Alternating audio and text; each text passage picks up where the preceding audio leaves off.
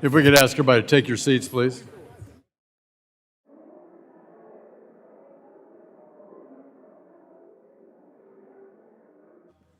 Committee on Financial Services will come to order. Without objection, the chair is authorized to declare a recess of the committee at any time. Today's hearing is entitled Oversight of the Securities and Exchange Commission. Without objection, all members will have 5 legislative days within which to submit extraneous materials to the chair for inclusion in the record. I now recognize myself for 4 minutes for an opening statement. Good morning. I want to welcome my longtime friend and our chairman of the SEC, Chairman Atkins, and thank him for joining us today. The SEC's mission is clear: to protect investors, maintain fair, orderly, and efficient markets, and facilitate capital formation. At its core, this mission is about fostering public confidence in our markets. These are not suggestions. They're not partisan preferences. They are the statutory mandates enacted by Congress. Unfortunately, during the Biden administration, the SEC strayed from this mission. Instead of focusing on its core mandate, the Commission pivoted towards politicized rulemakings that stretched far beyond the bounds of those core statutory authorities. A great disappointment, former Chair Gary Gensler, we witnessed a commission that relied frequently on regulation by enforcement rather than transparent rulemaking. We saw attempts to embed political and social objectives into securities regulation, all at the expense of American investors and small business owners. The consequences of this approach speak for themselves. Coupled with crushing compliance burdens, these policies accelerated the shrinking of our public markets. Since 2021, the number of publicly listed companies in the United States dropped by 10%. Leading entrepreneurs found their capital for growth in private markets, delaying opportunities for America's individual investors, small institutions, our unions, our 401k plans, to have more investment choices. And that cutting-edge innovation was driven offshore by often regulatory uncertainty. That's why in December, the House advanced the INVEST Act. This strongly bipartisan legislation is designed to reignite our capital markets by cutting red tape, empowering entrepreneurs and small businesses, and expanding investment opportunities for all of our citizens. I want to commend Chairman Atkins for his efforts to reverse the prior rulemakings that hindered capital formation and for steering the Commission back onto those fundamental enforcement responsibilities. These actions align with committee Republicans' commitment to foster efficient, transparent, and innovation-friendly markets that protect investors, provide regulatory clarity that markets need, particularly in emerging areas such as digital assets. It's imperative that Congress provide a functional and durable framework for digital assets. We look forward to sending a market structure bill to the President's desk in 2026. Today, we'll examine recent actions taken by the SEC and provide members with the opportunity to address any questions or concerns regarding the Commission's current trajectory. We'll also assess the SEC's approach to digital asset regulation, examine steps being taken to depoliticize the proxy access process, and to review internal reforms of the Commission itself. Our shared goal is straightforward: a marketplace where investors have the information and protections that they need to participate with confidence, and where American businesses can access capital to innovate, expand, and create new opportunities for both jobs and investment. I look forward to hearing from Chairman Atkins, and I yield back the balance in my time. I now recognize the ranking member of our committee, Mrs. Waters from California, for 4 minutes for an opening statement. Thank you very much, Mr. Chairman. You and I have a very different understanding about what is happening at the SEC. Chairman Atkins said, it is a new day for the SEC. What did he mean? Did he really mean that this SEC is now putting Wall Street and billionaires first and America's investors last? Since its tenure began, Chairman Atkins has withdrawn 14 major proposals that would have protected retail investors, dismissed cases and investigations against Trump's crypto billionaire friends, pared back corporate disclosures that provide the public with critical information, moved to let private equity dump their failing investments into unsuspecting investors, restricted shareholders' ability to influence the companies they own, halted the SEC's defense of the climate disclosure rule, even as the wildfires in California show there are material risks, and cut SEC staff by roughly 20%. And at the same time, the president, along with his family and closest advisors, continued to enrich themselves through what appeared to be insider trading, self-dealing, and in both the equity and crypto markets. The SEC, under Chairman Atkins, has yet to investigate a single instance of the potential large-scale fraud and market abuse being brazenly carried out by this administration and its allies. The SEC is also supposed to be an independent commission free from political influence. At his confirmation hearing, Chairman Atkins said, "I want to take politics out of financial markets," and yet, in many of his public speeches, he has repeatedly pledged his loyalty to Trump more than 16 times.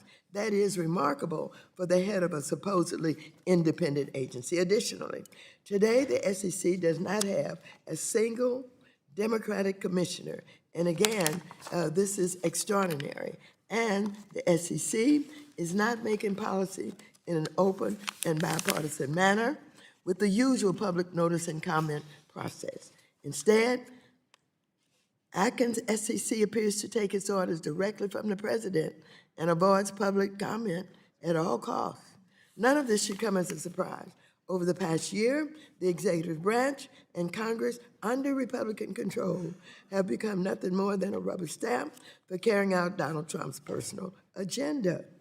From his arbitrary and inflationary tariffs to the use of public office to enrich himself and his friends through corrupt deal-making, to the weaponization of the DOJ against political enemies, to repeated attempts to undermine the midterm elections, to sending his own personal brown shirt-style army into our communities that have killed Americans and terrorized our cities and towns.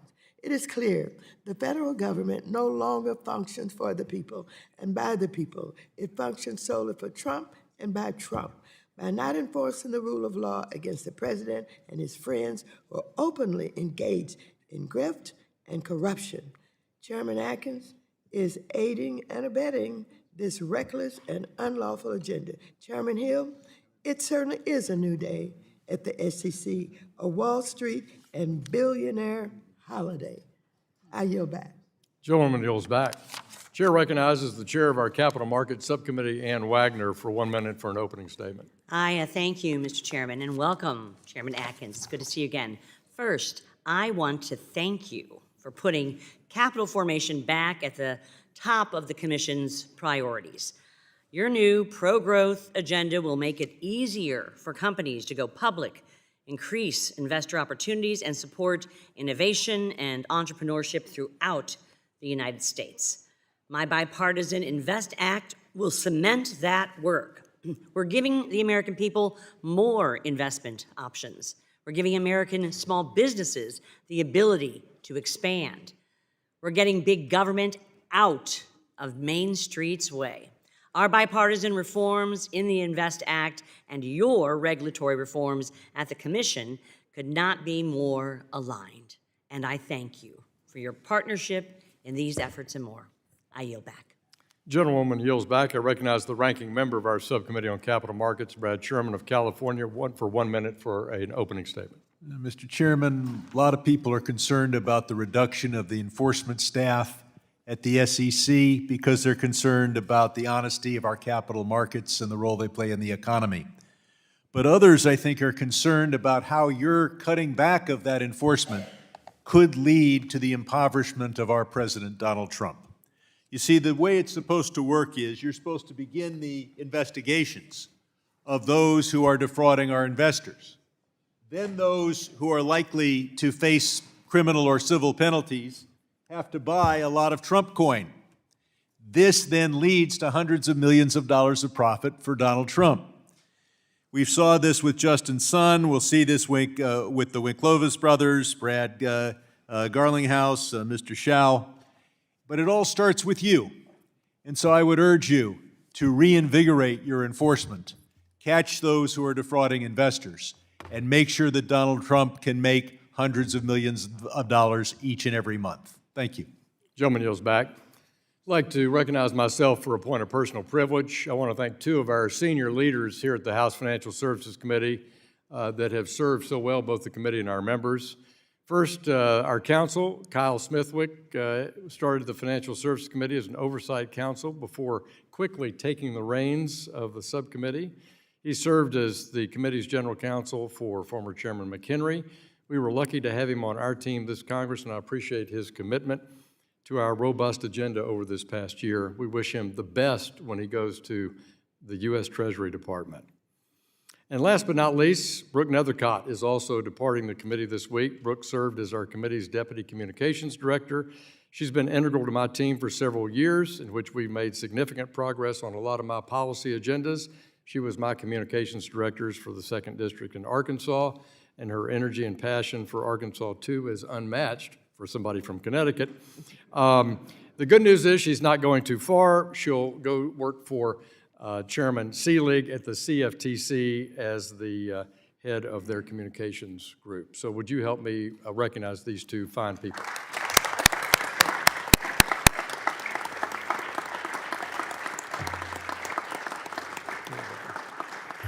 Today, we welcome the testimony of the Honorable Paul Atkins, Chairman of the SEC. Chairman Atkins, we thank you for taking time to be with us. You'll be recognized for 5 minutes to give an oral presentation of your written testimony.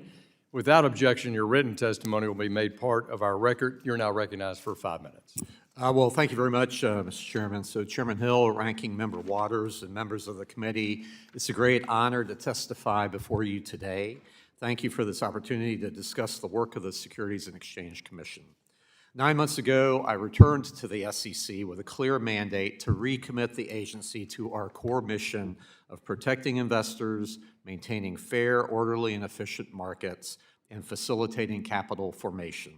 I am grateful to work alongside dedicated public servants who have hit the ground running in pursuit of these priorities. America's $124 trillion capital markets are the deepest and most liquid in the world. They are a marvel of human ingenuity. Yet over the years, rules have multiplied faster than the problems that they were intended to solve. This Congress and the Trump administration are focused on bringing down the cost of living for the American people, and the SEC has a very vital role to play in that. For example, public companies spend $2.7 billion a year to file their annual reports. This is $2.7 billion that companies are not reinvesting in their businesses to create jobs. $2.7 billion that our disclosure regime is diverting from your constituents to corporate lawyers, accountants, and consultants. Now, this is not to say that we want to gut corporate disclosure at all, which is vital. But we must modernize, rationalize, and streamline reports so that they are meaningful, understandable, and not a repellent to investors like this 10K here from Entergy, which is just shy of 1,000 pages long. After all, how many of you would read through an annual filing that this is certainly doubles, or if not more, War and Peace? Disclosure documents of this sort of length can do more to obscure than to eliminate. For context, shortly after I left the SEC in the mid-1990s, there were more than 78 companies that were registered with the U.S. With the U.S. SEC. By the time I returned as chairman, that figure had fallen by roughly 40%. So this trajectory tells a cautionary tale that the SEC is working to rectify through the 3 pillars of my plan to make IPOs great again. First, re-anchoring disclosures in materiality. Second, depoliticizing shareholder meetings. And third, allowing public companies to have litigation alternatives so that we shield investors from the frivolous and innovators from the frivolous and investors from the fraudulent. I also applaud the bipartisan initiatives before Congress, including those in the Senate's Empowering Main Street in America Act and the House's Invest Act to help keep America's capital markets open, dynamic, and above all, worthy of investors' trust. Of course, I also support congressional efforts to enact the Clarity Act. Upon its passage, the Commission stands ready to implement this landmark legislation. A federal framework for crypto markets is long overdue. Under Commissioner Hester Peirce's leadership of our crypto task force, SEC staff has provided more clarity in the past year than in the total prior decade. But there is no action that we can take that future-proofs our rule book more formidably than nonpartisan market structure legislation. As Congress completes its vital work, CFTC Chairman Mike Seelig and I intend to provide a bridge towards legislation. Through our now joint Project Crypto, we will consider a token taxonomy to offer both investors and innovators a clear understanding of their regulatory obligations. We will also look to consider exemptions that would allow market participants to move and to transact on-chain. Finally, and most fundamentally, capital markets thrive on many factors, but they endure on trust. So the SEC is returning its enforcement program to first principles of rooting out fraud and remedying investor harm. Since I rejoined the Commission, we have brought enforcement actions to address offering frauds, insider trading, accounting and financial frauds, and breaches of fiduciary duty by investment advisors. Since the formation of our cross-border task force in the fall, meanwhile, we have suspended trading in the stocks of 14 Asia-based issuers upon evidence of potential market manipulation. I'm working within the securities laws to protect investors from those who seek to use international borders to evade and undermine U.S. investor protections. Markets are global, investor protection must be as well. As I said at the outset of this testimony, the SEC is returning to its core mission. Gentleman's time has expired. Thank you, Mr. Chairman. We'll now turn to member questions. I'll recognize myself for 5 minutes for questions. You referenced Entergy. We're proud of Entergy, the publicly traded utility that administers power in the state of Arkansas, for example, 1,000 pages for a 10K.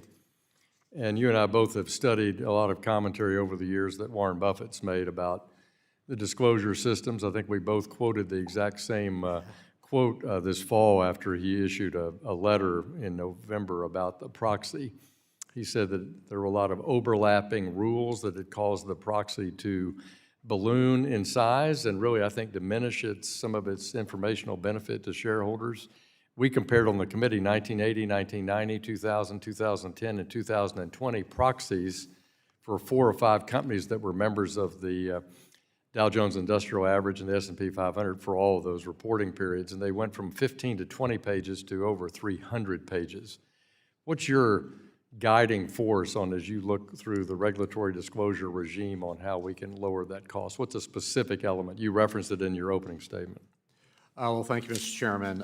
It comes down to materiality. That's the bedrock of the securities laws, and it's written into 10B, Section 10B of the Exchange Act. And the most important seminal Supreme Court decision was written by Thurgood Marshall back in 1976, where he warned about the danger of information overload, where, if things are not stuck to materiality, which the court defined as what a reasonable investor needs to know in order to buy, sell, or hold securities, basically, or vote shares. And so that's really the bedrock. And I remember when I was a little boy, my father going through annual reports and whatnot, proxy statements. Back then, one could do that. And I really challenge anyone I can't even, sitting here, lift this more than 2 reams of paper. Thank you for that. So in addition to that, I think corporate governance has really seen a big change since you were on the commission last time in the early 2000s in regard to proxy access and how corporate secretaries and boards deal with proxies being solicited for various proposals. And recently, the D.C. Circuit Court in 2024 decision in ISS versus the SEC held that proxy voting advice does not constitute a solicitation under Section 14A of the Exchange Act, effectively eliminating the Commission's regulatory over-authority of the proxy advisory firms. This decision creates a significant oversight gap for an industry dominated by just two firms, both of whom happen to be foreign-owned, ISS and Glass Lewis, which control 95% of the proxy advisory market for institutional investors. Glass Lewis recently announced it will offer, open quote, custom voting frameworks, close quote, tailored to individual client preferences rather than applying a uniform policy across all its clients. This pivot raises a fundamental question about conflicts of interest, the methodology, transparency, and whether investors receiving this advice understand the basis on which it's being provided. Does the Commission view this new approach as sufficient, or does it underscore the need for a different regulatory direction?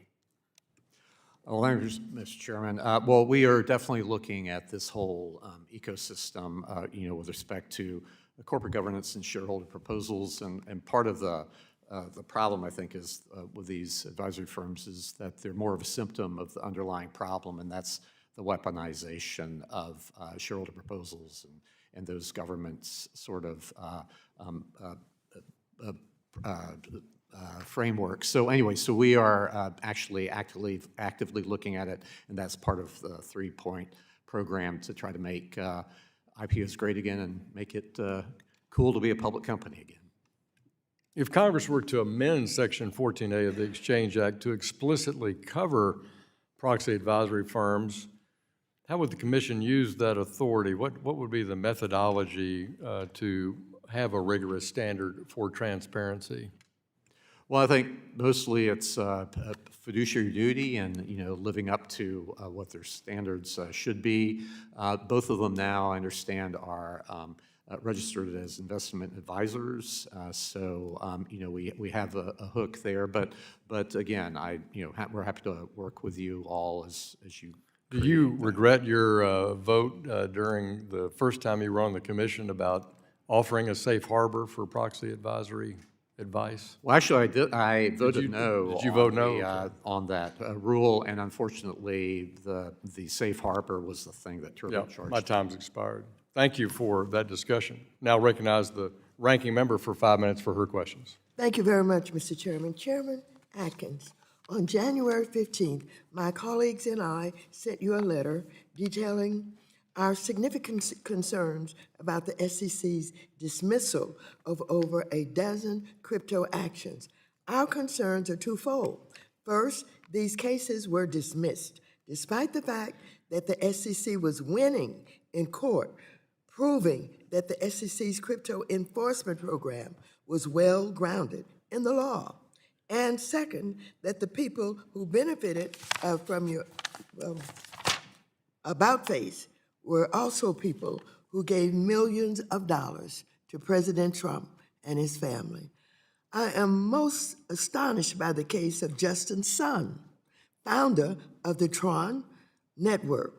The SEC's complaint alleged, among other things, that Sun engaged in hundreds of thousands of manipulative trades to artificially inflate the price of his crypto token, TRX. In the fall of 2024, a federal district court judge found that Sun had defrauded TRX investors and that TRX is a security. Despite this holding, the SEC stayed its case against Justin Sun in February 2025 to explore a potential resolution. Well, while you were exploring a potential resolution, Mr. Sun has been busy ingratiating himself within Trump's orbit. He has invested over $75 million in the World Liberty financial tokens and is the top holder of the $Trump meme coin, which earned him an invitation to the White House and a special dinner with the president. Just last week, a person verified to be Mr. Sun's ex-girlfriend stated publicly that she has detailed evidence that Mr. Sun manipulated the price of TRX using fake trading accounts and noted she is willing to provide evidence and testify in support of these allegations. Chairman Atkins, you have said that under your leadership, the SEC will focus on real fraud. Yes or no?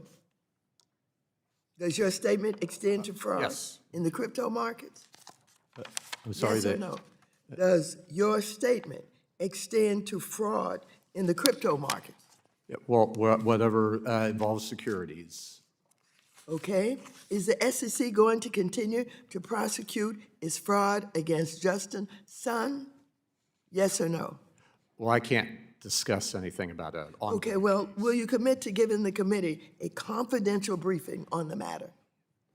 Happy to talk to the extent I can about matters. but, Given that courts have ruled that TRX is a security and therefore within the SEC's jurisdiction, do you agree that the SEC has a responsibility to obtain additional evidence offered by Mr. Sun's ex-girlfriend? Yes or no? Well, again, I can't comment on any ongoing matter. Will you commit today that the SEC will continue to investigate and prosecute fraud, even if that fraud entails crypto assets that are securities, such as in the case of Justin Sun and TRX? Again, that's our job, is to investigate fraud that involves securities, so wherever it may be. Well, I want to tell you, you made a commitment. You came in, you talked about you were going to deal with fraud. It's right before your eyes. And we on this committee are going to keep on until we get to the bottom of this fraud. So will you give us a confidential briefing on this matter? To the extent the rules allow me to do that, so yes. But I would appreciate that, and thank you very much. I yield back. Gentleman yields back. Chair recognizes the gentleman from Michigan, the Vice Chairman of the Financial Services Committee, Mr. Heisinger. You're recognized for 5 minutes. Thank you, Mr. Chairman, and good to see you again, Mr. Atkins. Appreciate your time here. I got a lot to cover here, so but you've been vocal about your efforts to modernize and streamline shareholder disclosures. Amen, alleluia. Over the past 20 years, it's become easier for investors to access and view fund disclosures electronically. E-delivery makes sense. It's seamless and convenient, saves money, reduces waste, and reflects investor preferences. SEC action on this subject would bring fund disclosures in line with similar e-delivery changes that have been made by the IRS and FINRA just this year, the Department of Labor in 2020, the Social Security Administration in 2016, and the federal retirement system known as the Federal Thrift Savings Plan, the TSP, did that in 2003, over 20 years ago. So we are subject to that, actually. So does the commission plan to engage in rulemaking related to e-delivery? Yes, we are actively looking at all of that. Well, I'd be remiss if I didn't mention that Congress has now moved my bipartisan e-delivery bill, Improving Disclosure for Investors Act, twice now through the House, and there's broad support for this issue. So I'd encourage you to continue on with that. Yeah, I've instructed the staff to work on that. Well, thank you. All right. Moving on to another favorite subject of mine, the PCAOB, the Public Company Accounting Oversight Board. As you know, I've advocated for years that the PCAOB should be folded into the SEC. Given the politicization of the board over the years, I think this makes sense. Under the Biden administration, the PCAOB issued prescriptive rules that imposed high compliance costs while its budget increased at a rate significantly faster of that of your own SEC, with annual salaries of board members exceeding $500,000. I was glad to see that the SEC recently approved the PCAOB's budget totaling $362.1 million, which is a 9.4% decrease from the prior year, including a 52% and a 42% reduction in the chairman's and the other board members' compensation, respectively. I know that a new board has been recently appointed. What plans do you have that will further streamline the PCAOB? Thank you for that.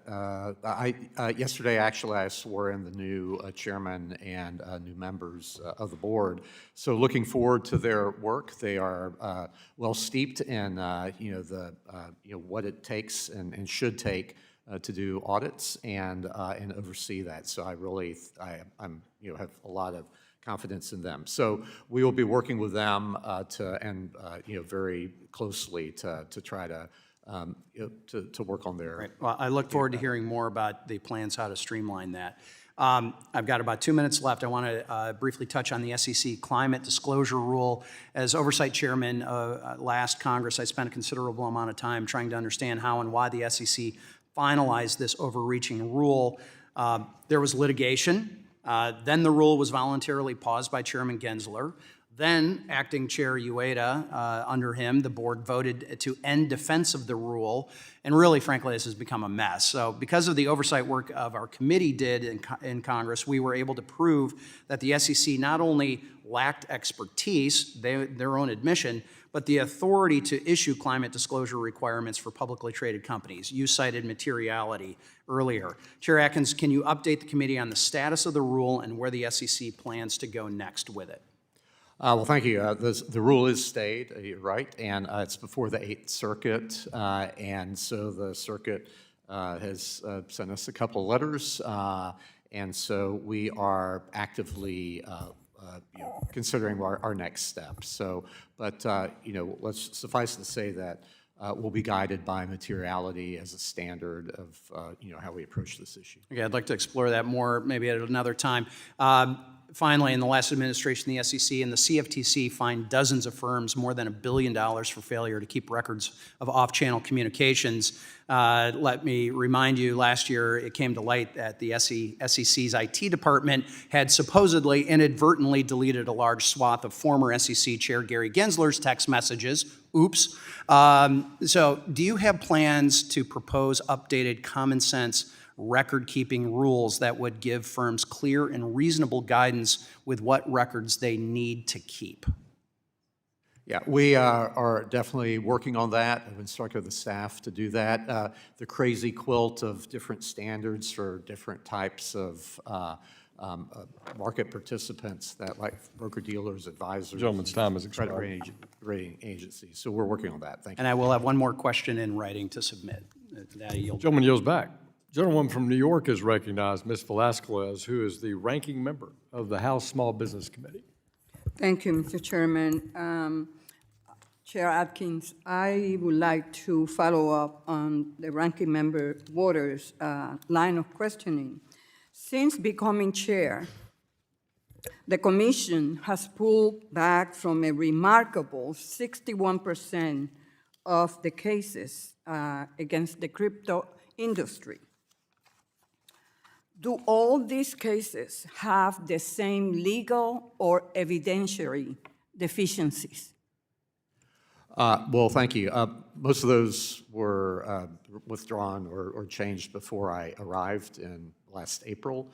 But I can say that what we're trying to do is realign to what the statute hopefully will be the market structure statute and the outlines that I've given in a couple of speeches regarding how we view the taxonomy and the structure on crypto. So I bring this up because of the 23 cases the SEC inherited, 21 from the Biden administration and 2 from the first Trump administration.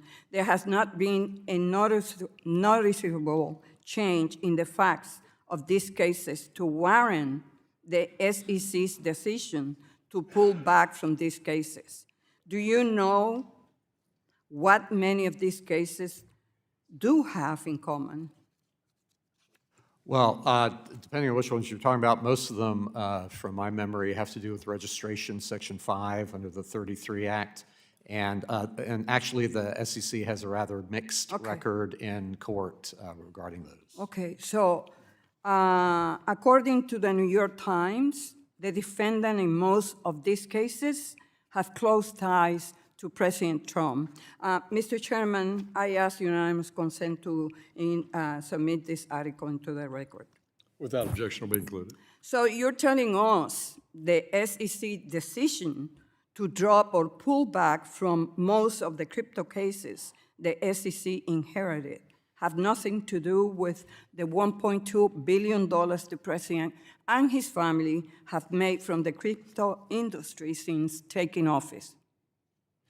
Well, again, I wasn't involved in many, it depends on which ones you're talking about, of those decisions, but I can't imagine that my colleagues would have been swayed by that. Well, Mr. Atkins, you yourself are reported to have close ties to the crypto industry, holding approximately $6 million in crypto-related assets prior to being sworn in.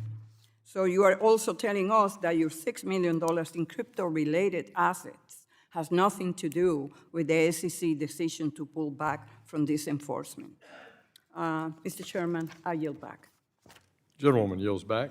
Chair recognizes the gentleman from Oklahoma, the chair of our Monetary Policy Task Force. Mr. Lucas, you're recognized for 5 minutes. Thank you, Mr. Chairman, and thank you, Chairman Atkins, for being here today. Under your leadership, the SEC has approved two more clearing agencies, I should say, to offer Treasury clearing. This is a welcome development and certainly a positive step as we move toward full implementation of Treasury clearing rule.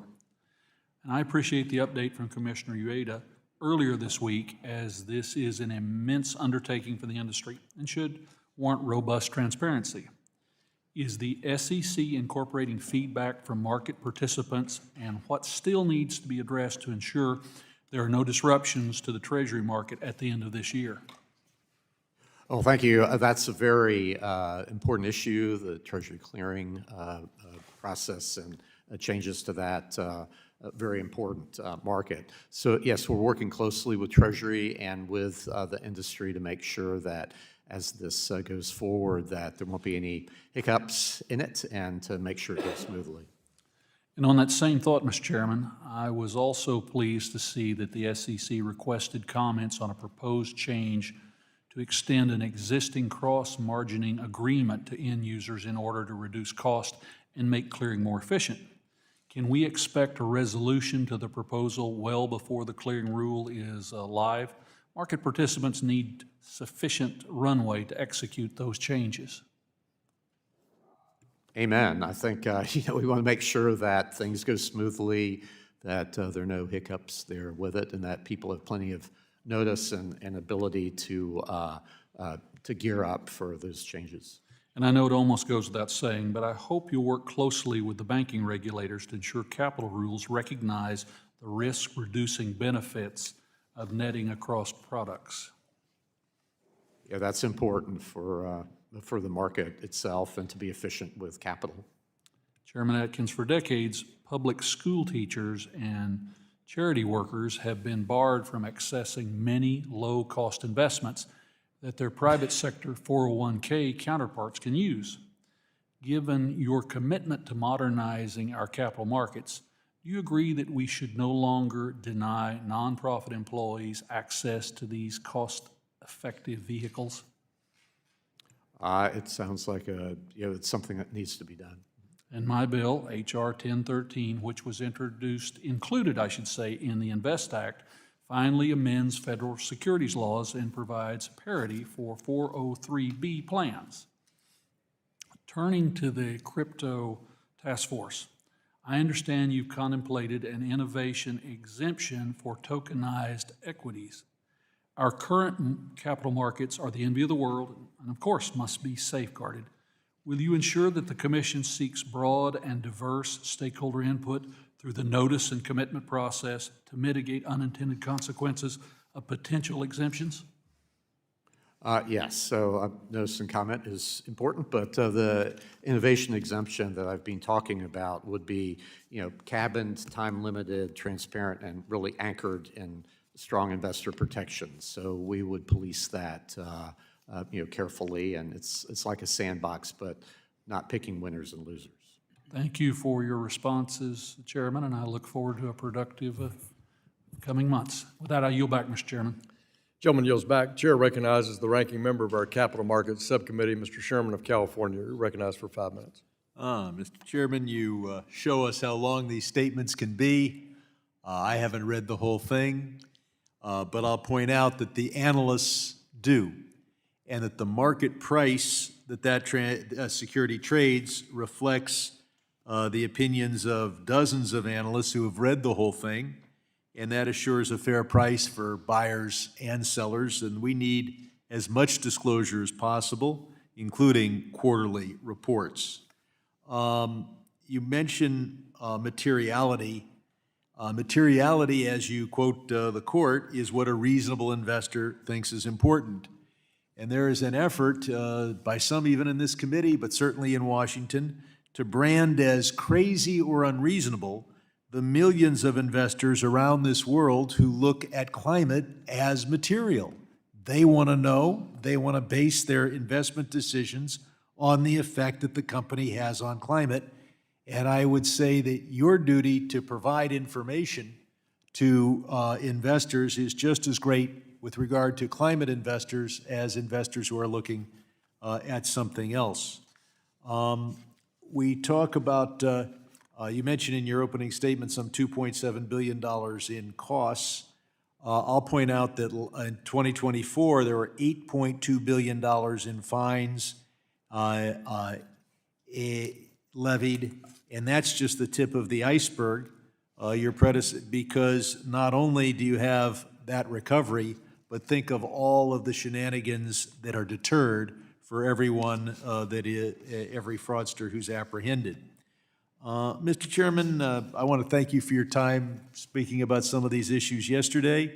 Would 2 Democratic commissioners for the SEC make the SEC better?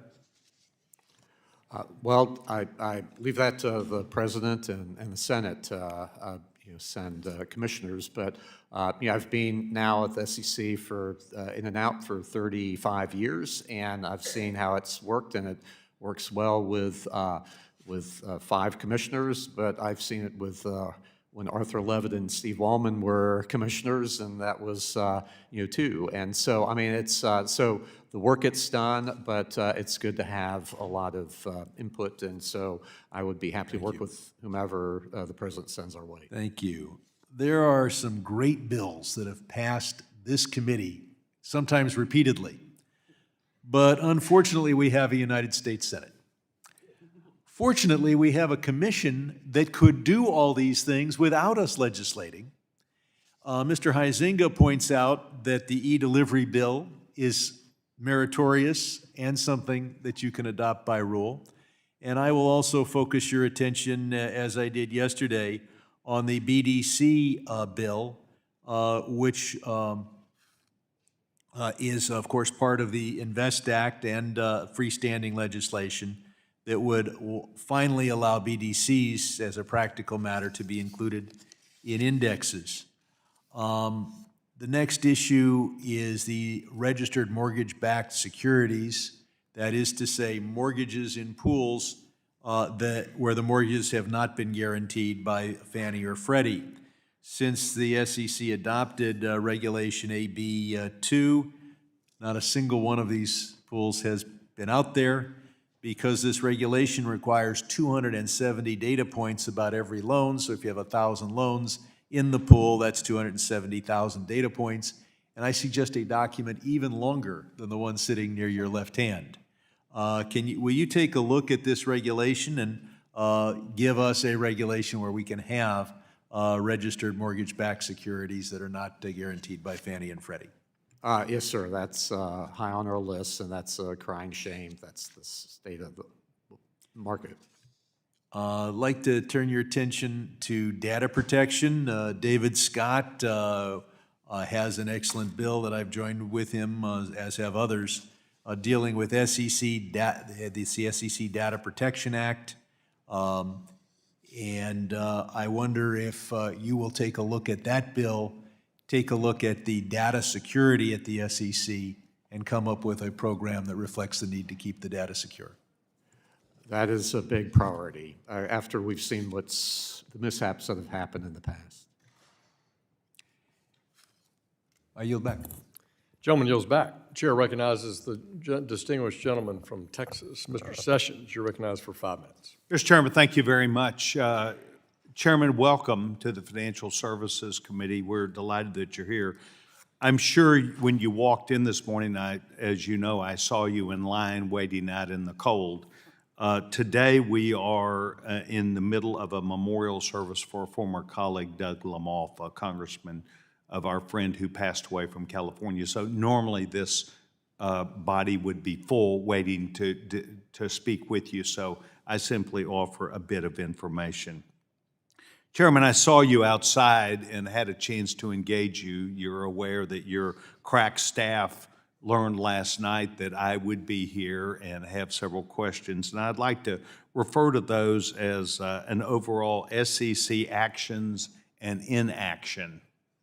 Some things that you agreed to take on by virtue of the job and things, the responsibility that you have agreed to take on now. And I note in looking at your background, in 1983, you were senior student writing editor of the Vanderbilt Law Review. And I consider that very favorable because you too recognized as a student you wrote much. You expressed your opinion, but it was essentially providing to someone else information that you agreed with. I think we find ourselves as members of Congress as writing students also many times to agencies of the federal government. We write a lot of letters and we wait and sometimes hear things back. I want to say that I have found your responsiveness, your breath of fresh air is helping, I hope on a bipartisan basis, but I know for myself, to address issues that are still actions and inactions that the SEC has taken up over the last few years. I would say to you, I am interested in also your work and really wish to compliment you because of the things that you have taken on, including what might be called your regulatory flexibility agenda, which I enjoyed, which you released in September and intend to do this year to offer flexibility, reminding us, as you did, that you are for making sure that growth and investment opportunities happen to investors around this country that would be proactive and also reactive to help us. I would like to tell you that we held under Ann Wagner, Chairman Ann Wagner, a hearing that discussed from an IPO perspective that has been spoken a little bit about today, but I come at this as co-chairman of the Biotech Caucus.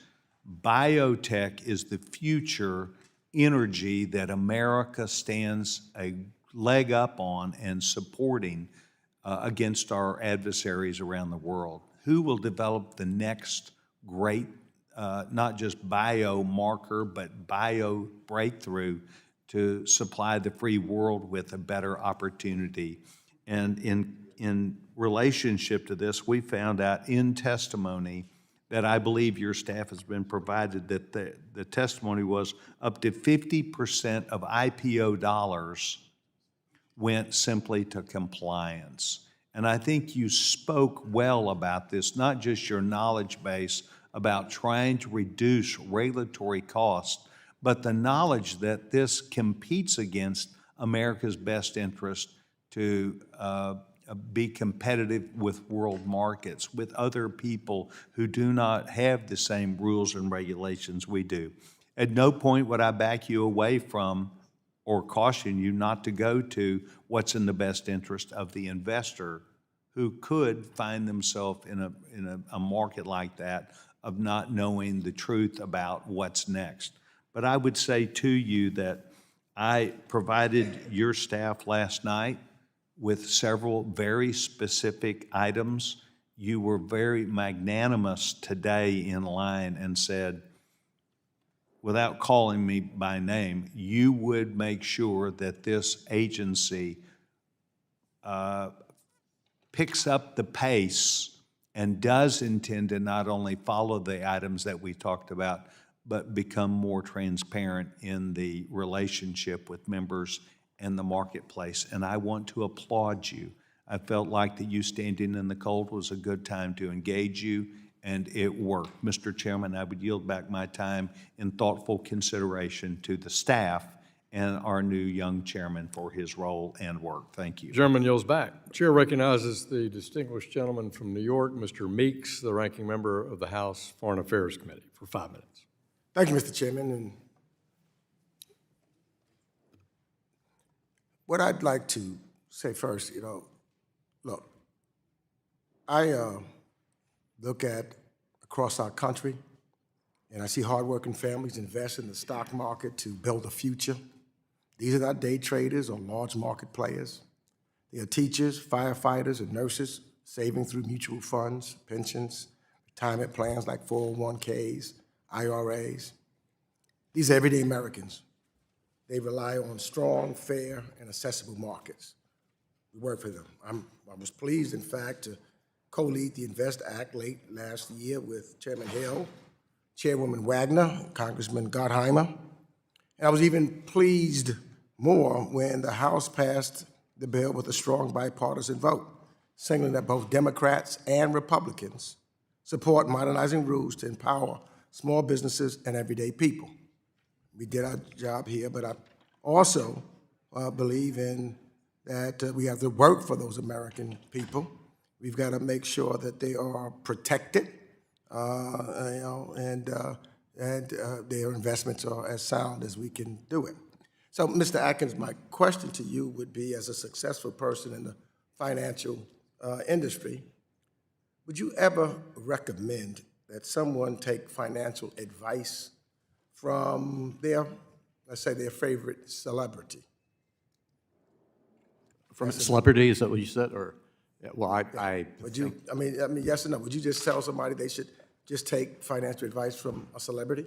you should check out the background of the person, yeah. Because you would not ever, and you have not ever taken financial advice from your favorite celebrity that you may have had. That's correct? I would assume so. Well, it depends. If Warren Buffett's a celebrity, but anyway, but And the reason I bring that up is this. Back in 2022, when the SEC brought enforcement action against a celebrity TV star, at that time it was Kim Kardashian, the SEC warned investors to use caution with celebrity endorsements of investment products. Just because it's being promoted by a well-known figure doesn't mean it suits every investor's risk tolerance or financial goals. I happen to think that's absolutely correct. But we also have a similar situation today.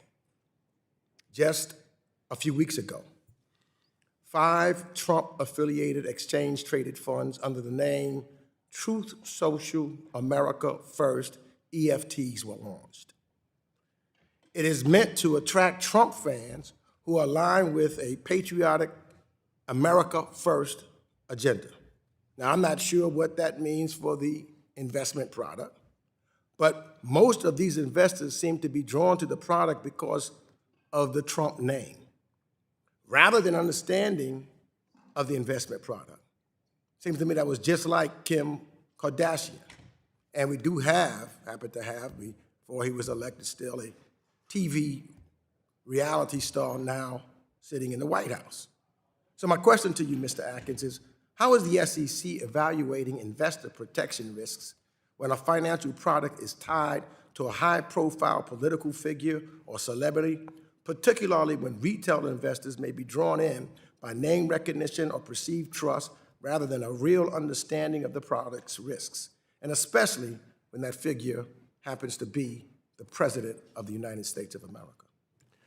well, there's our rules are geared towards disclosure of material information, and the risks therein. And so, without speaking to any particular type of product, that's the really essential thing that investors need to look at. And again, that's why we need to have good, tailored disclosure that's material and not there's a lot to obfuscate. So I agree, but so what I wanted to do, I got the last 42 seconds. I just want to know, will you commit to providing this committee, in writing, a clear description of the SEC's internal process for handling, evaluating, and approving decisions on the Trump-affiliated ETFs so we can confirm that the process was independent and focused on investor protection and free from pressure and influence from the White House? Because we are here for the American people, not to do the workings of the White House. We want to make sure it's free and clear of that. Can we get your commitment to do that? Well, we're happy, without any particular investment, I'm happy to provide you with our procedures of how we review filings and for Gentleman's time has products. expired. Thank you. Feel free to expand on that in written answers to the gentleman's question. Chair recognizes the gentleman from Texas, Mr. Williams, who is the chair of the House Small Business Committee. Thank you, Mr. Chairman, and thank you for being here today. Appreciate it. Well, a number of proposals affecting registered funds and advisors from the prior administration were not ultimately adopted and have since been removed from the rulemaking agenda. The SEC did finalize several fund-related rulemakings in recent years that have a significant operational and compliance implication. One example is the 2023 amendment to the fund names rule. Chairman Atkins, in cases like this, how is the Commission evaluating whether recently adopted rulemakings are operating as intended, and what tools does the SEC have to address aspects of those rules that may lead to unintended consequences from funds or investors? Well, thank you for that question very much. I've asked my division directors and their staffs to review rules. I think it's good to have a retrospective review to see exactly how things are working. We also get lots of suggestions and comments from the industry and from investors. So the names rule is just one example of all that.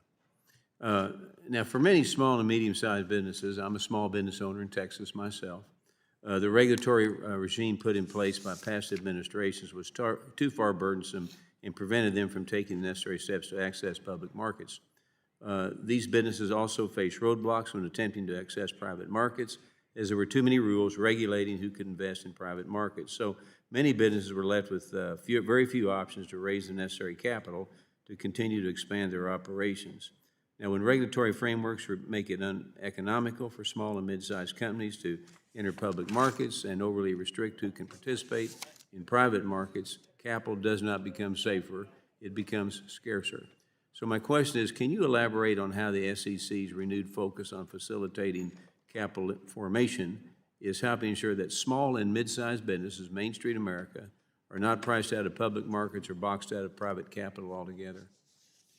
Well, that's a very important issue. Thank you very much for raising that. But again, one of my main focuses now is to make IPOs great again.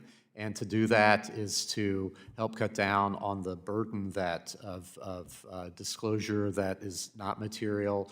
Second is the litigation issues, if we can help ameliorate that. And third is the third impediment is basically corporate governance weaponization. So those sorts of things help to keep people out of the public markets or make it unattractive. And with respect to smaller businesses, we need to make sure that our rules are fit for purpose that can encourage it. There are various provisions of those regs that we have that are meant to try to help small businesses have better access to it. And so that is a big effort that we will be doing over the next couple of years to make sure that that is encouraging them and helping them to tap those markets for capital. Well, a small business has great opportunities this year to grow and take advantage of some things. So, lastly, entrepreneurs continue to face a challenging environment when it comes to securing growth capital, driven in part by rising regulatory compliance costs, but also the concentration of investment activity in a handful of major financial hubs. Now, for many businesses operating outside these traditional hubs, accessing capital can present different structural challenges. These dynamics often constrain growth and limit economic development in communities that rely on entrepreneurial investment. So my last question would be, Chairman, how do capital formation challenges differ for businesses located outside of traditional financial hubs, and how can the SEC help ensure capital markets survive Main Street as effectively as Wall Street? Well, again, another important issue. And so in your state, for example, I mean, there's a lot more efforts, I think, for new entrants into financial services outside of the big money centers, New York and elsewhere. So, for example, the new Texas Stock Exchange there, and then also the New York Stock Exchange and NASDAQ are moving operations to Dallas. So I think all of those sorts of examples, will help, if you will, democratize access to the markets and in different regions of the United States. So what you're saying is Texas is the greatest state in America. Yeah, there you go. Thank you for that. I yield my time back. Gentleman is from Massachusetts is recognized. Mr. Lynch, who's the ranking member of our Digital Assets, Financial Technology, and Artificial Intelligence Subcommittee. Thank you, Mr. Chairman. Mr. Akins, I want to talk about Binance. Binance, which is a major crypto exchange, was charged and pled guilty to providing finances to, among a number of groups, Hamas, ISIS, Al-Qaeda, Islamic Jihad, Hezbollah, the Islamic Revolutionary Guard in Iran, a bunch of sanctioned people in North Korea, and assorted criminal networks involving child sexual abuse. The SEC dismissed that case 2 months after you arrived. But it gets worse. 2 more months after you had arrived, after that case was dropped, President Donald Trump gave an unconditional pardon to Changpeng Zhao, who was the CEO of that company.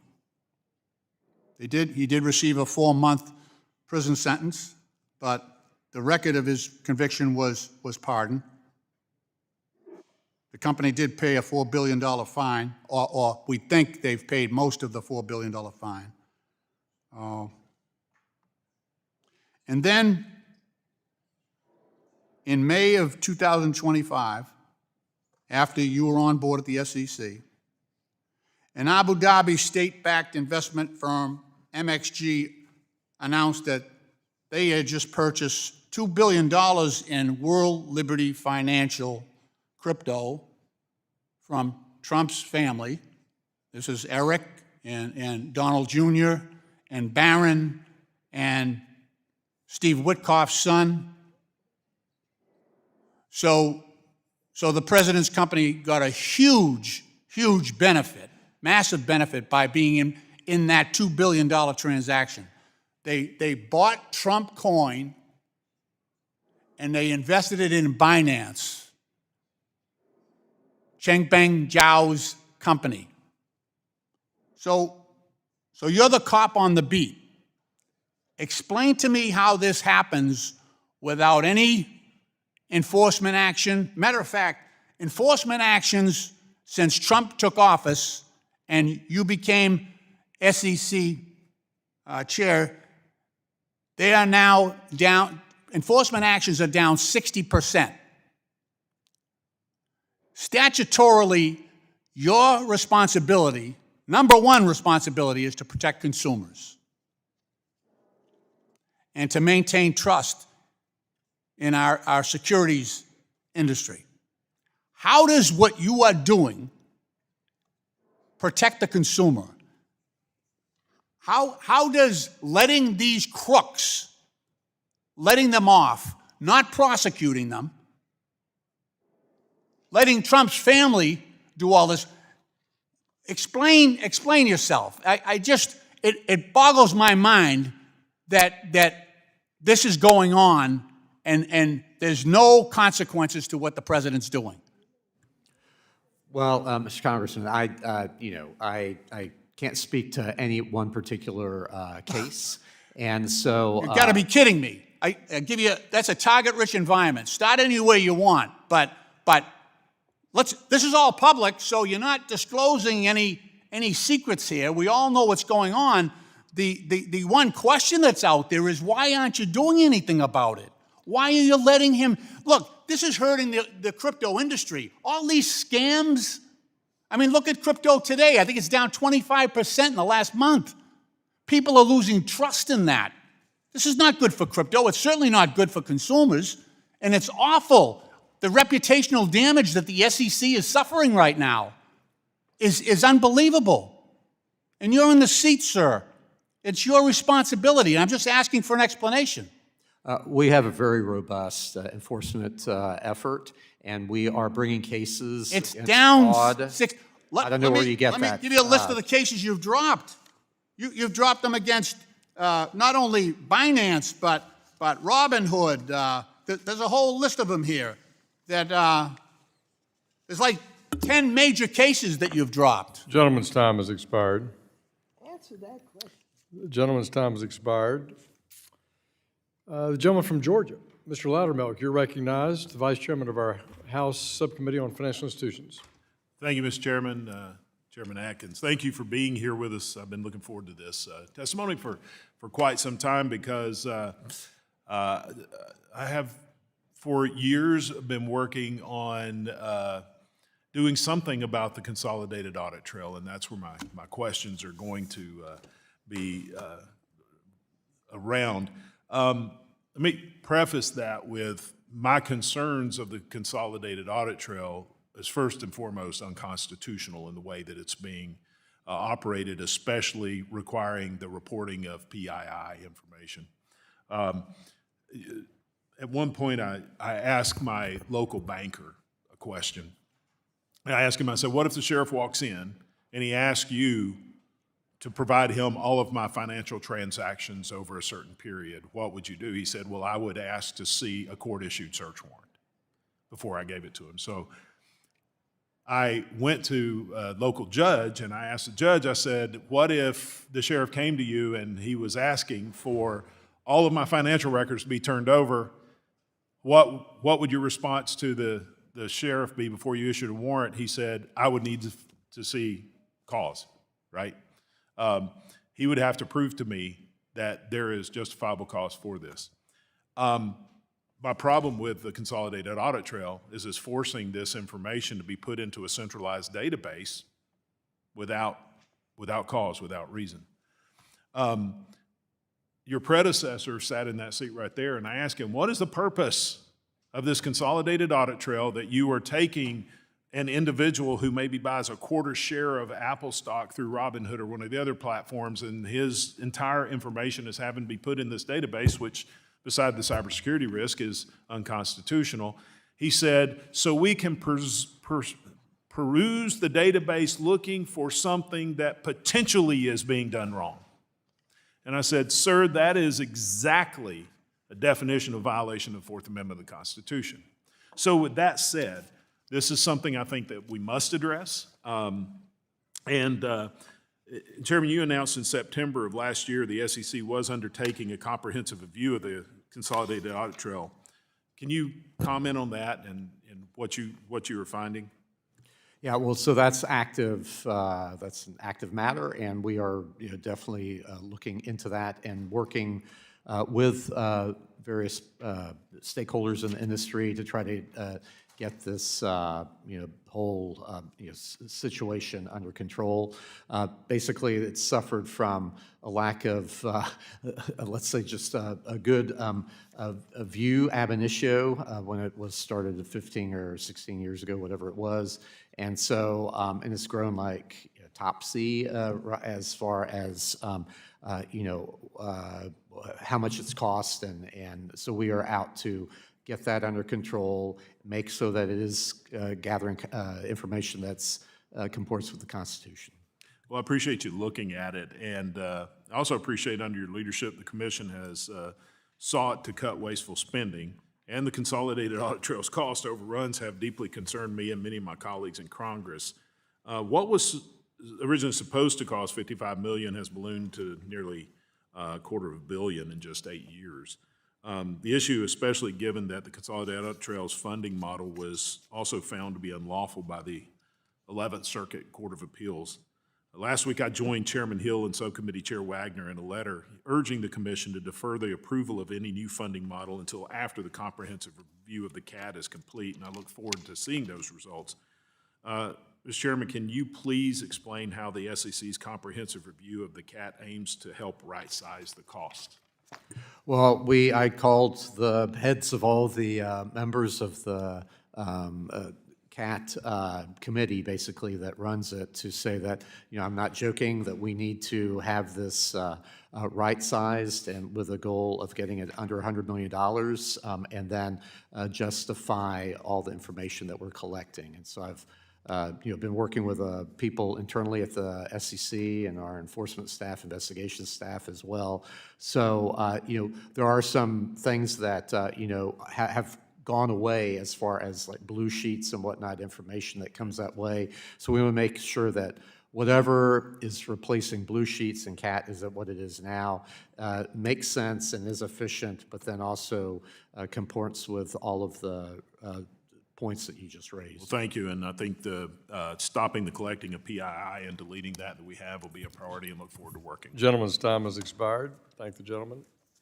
Chair recognizes the gentleman from Texas, Mr. Green, who is our ranking member of our Oversight and Investigation Subcommittee. You're recognized for 5 minutes. Thank you, Mr. Chairman. Thank the ranking member as well. Also thank Mr. Atkins for being here today. Mr. Atkins, sir, are you familiar with Trump Media and Technology Group? I've heard the name, but I don't You heard the know much name? about it. Okay, it's a stock. It's on the stock market. I believe so, yes. Yeah, and the ticker symbol for it is DJT. Would you be surprised if it had a ticker symbol of DJT? No, I mean, there are ticker symbols on all sorts of things. Would it surprise you if that's a symbol? Not necessarily, but Right, so you don't know what the symbol is for it. Well, let me tell you, it's DJT. And are you familiar with what happened on April the 2nd, 2025, when the president announced his Liberation Day tariffs? he made that announcement. Yeah, and do you remember what happened in the market? Would it surprise you to know that the market declined some $11 trillion that day? The market was very volatile around that time. Yeah, $11 trillion is very volatile. And would you agree that later on the president paused that announcement that he made on Liberation Day? In fact, he did it some few days later. Do you recall that? That he paused it? I don't recall all the. You are the head of some organization that has something to do with these kinds of things, aren't you, sir? Well, luckily we don't deal with tariffs. That's outside. I understand, but you're widely read, aren't you?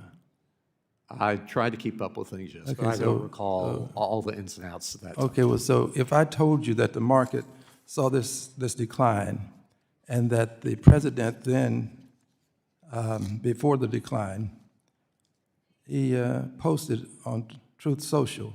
Did you know that the president is a owner of Truth Social? He has a large share of that? Yes, I know he's involved with it, yes. He does, yes, sir, he does. And here's what he posted. This is a great time to buy DJT. Would you agree that the president's initials are DJT? Yes. Okay, good.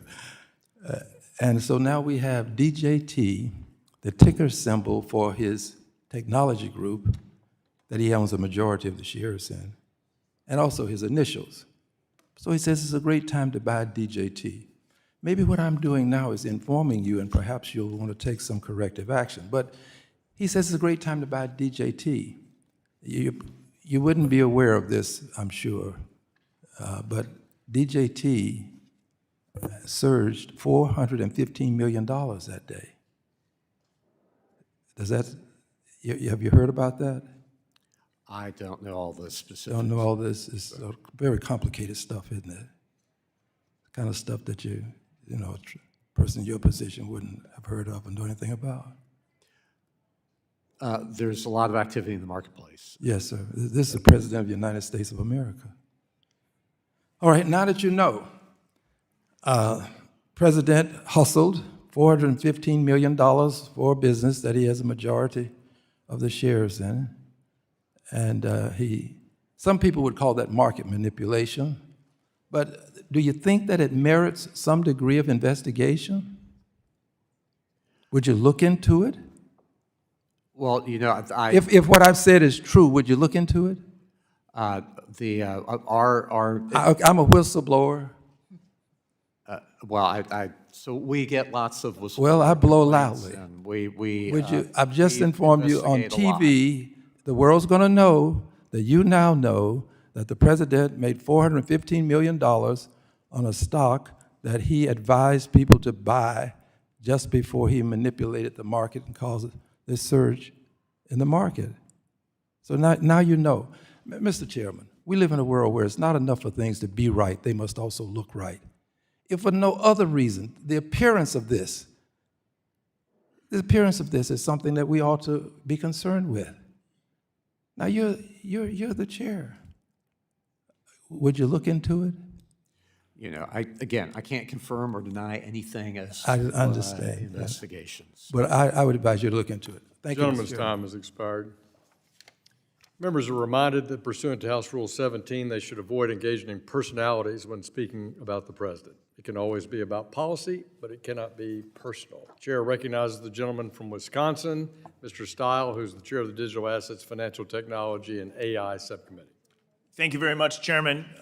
Chairman Atkins, thanks for being here. Thanks for your service to the country. The United States has the greatest capital markets in the world, and in large part, it's the oversight and regulations that are provided to the SEC to make sure we guide that to success. I want to touch base in particular on your MOU with the CFTC. The House passed the Clarity Act to really provide a framework for regulation in the digital asset space to do two really important things in my view. One, protect consumers, and two, make sure that the United States is the domicile to be able to outcompete the rest of the globe. You engaged in an MOU with the CFTC. Sometimes we've seen the SEC and the CFTC not play well together. I think we're seeing a change under your leadership at the SEC. Could you provide a little additional clarity for a pun on the term clarity, but a little more clarity on what this MOU is, how it's working, and how you're operating with the CFTC in particular as it relates to the digital asset space? Oh, well, thank you very much. That's really near and dear to my heart. So I'm really thrilled that the president appointed Mike Seelig to be chairman. So he came from my office and obviously was chief counsel for the crypto task force. So he's well positioned to do what he's doing there at the CFTC. So our intent is to harmonize the activities of the two agencies, particularly with respect to digital assets. And that's why we're hoping for a good statute to be enacted from all the discussions here in Congress. As far as the actual working together of the agencies, we are actively working on an MOU. It's kind of silly to think that two groups that are serving the taxpayer have to have an MOU as between them to work together, but be that as it may, we're out to get that. Well, I appreciate your leadership in this, because making sure the CFTC and the SEC are working well together, not only at the principal level, at your level, but also through the staff is really important. Exactly. Let's dive into an area of specific, which is token taxonomy. We put forward frameworks on this in the House. I know the SEC is engaged in this. There's obviously overlap with the CFTC. Can you provide clarity as to where you are on that work? Yes, so I've outlined how I believe that the two agencies will march ahead to bring clarity to this area. It'll be consonant with what's in the Clarity Act that you all passed here in the House, and hopefully what will come out of the joint work that you're doing with the Senate. So, we will carry that forward, and basically it'll help give certainty as to where the jurisdiction of the two agencies are. And if we marry that with I like to talk about a super app, where we'll have recognition of substituted compliance between the two agencies, I think that'll be the best. Thank you. In my final 2 minutes here, let me shift gears to the proxy advisor duopoly. ISIS and Glass Lewis dominate in this space. I've introduced legislation to regulate and to change the rules of the road for proxy advisors. I am concerned about conflicts of interest, ideological bias, a lack of transparency. We have an opportunity to fix that from a legislative standpoint. I think that's really important. While we're working through that process, what can you at the SEC be doing to address this concern? And do you share my concern on the risks posed to the capital markets by this duopoly? Oh, absolutely. And, anytime you have a concentrated industry, that's not necessarily good for the consumer of those products. But especially in this, as I alluded to previously, the situation with those two firms it's more of a symptom of the underlying problem, and that's, again, the weaponization of the of shareholder proposals and that sort of thing. So, I agree with you on that, but I also think that there's a real conflict of interest between the ability to provide consulting services on one side of a so-called Chinese wall and then to be able to provide advisory on the other side. Do you think that those potential or real conflicts of interest should be disclosed for the capital markets to operate efficiently?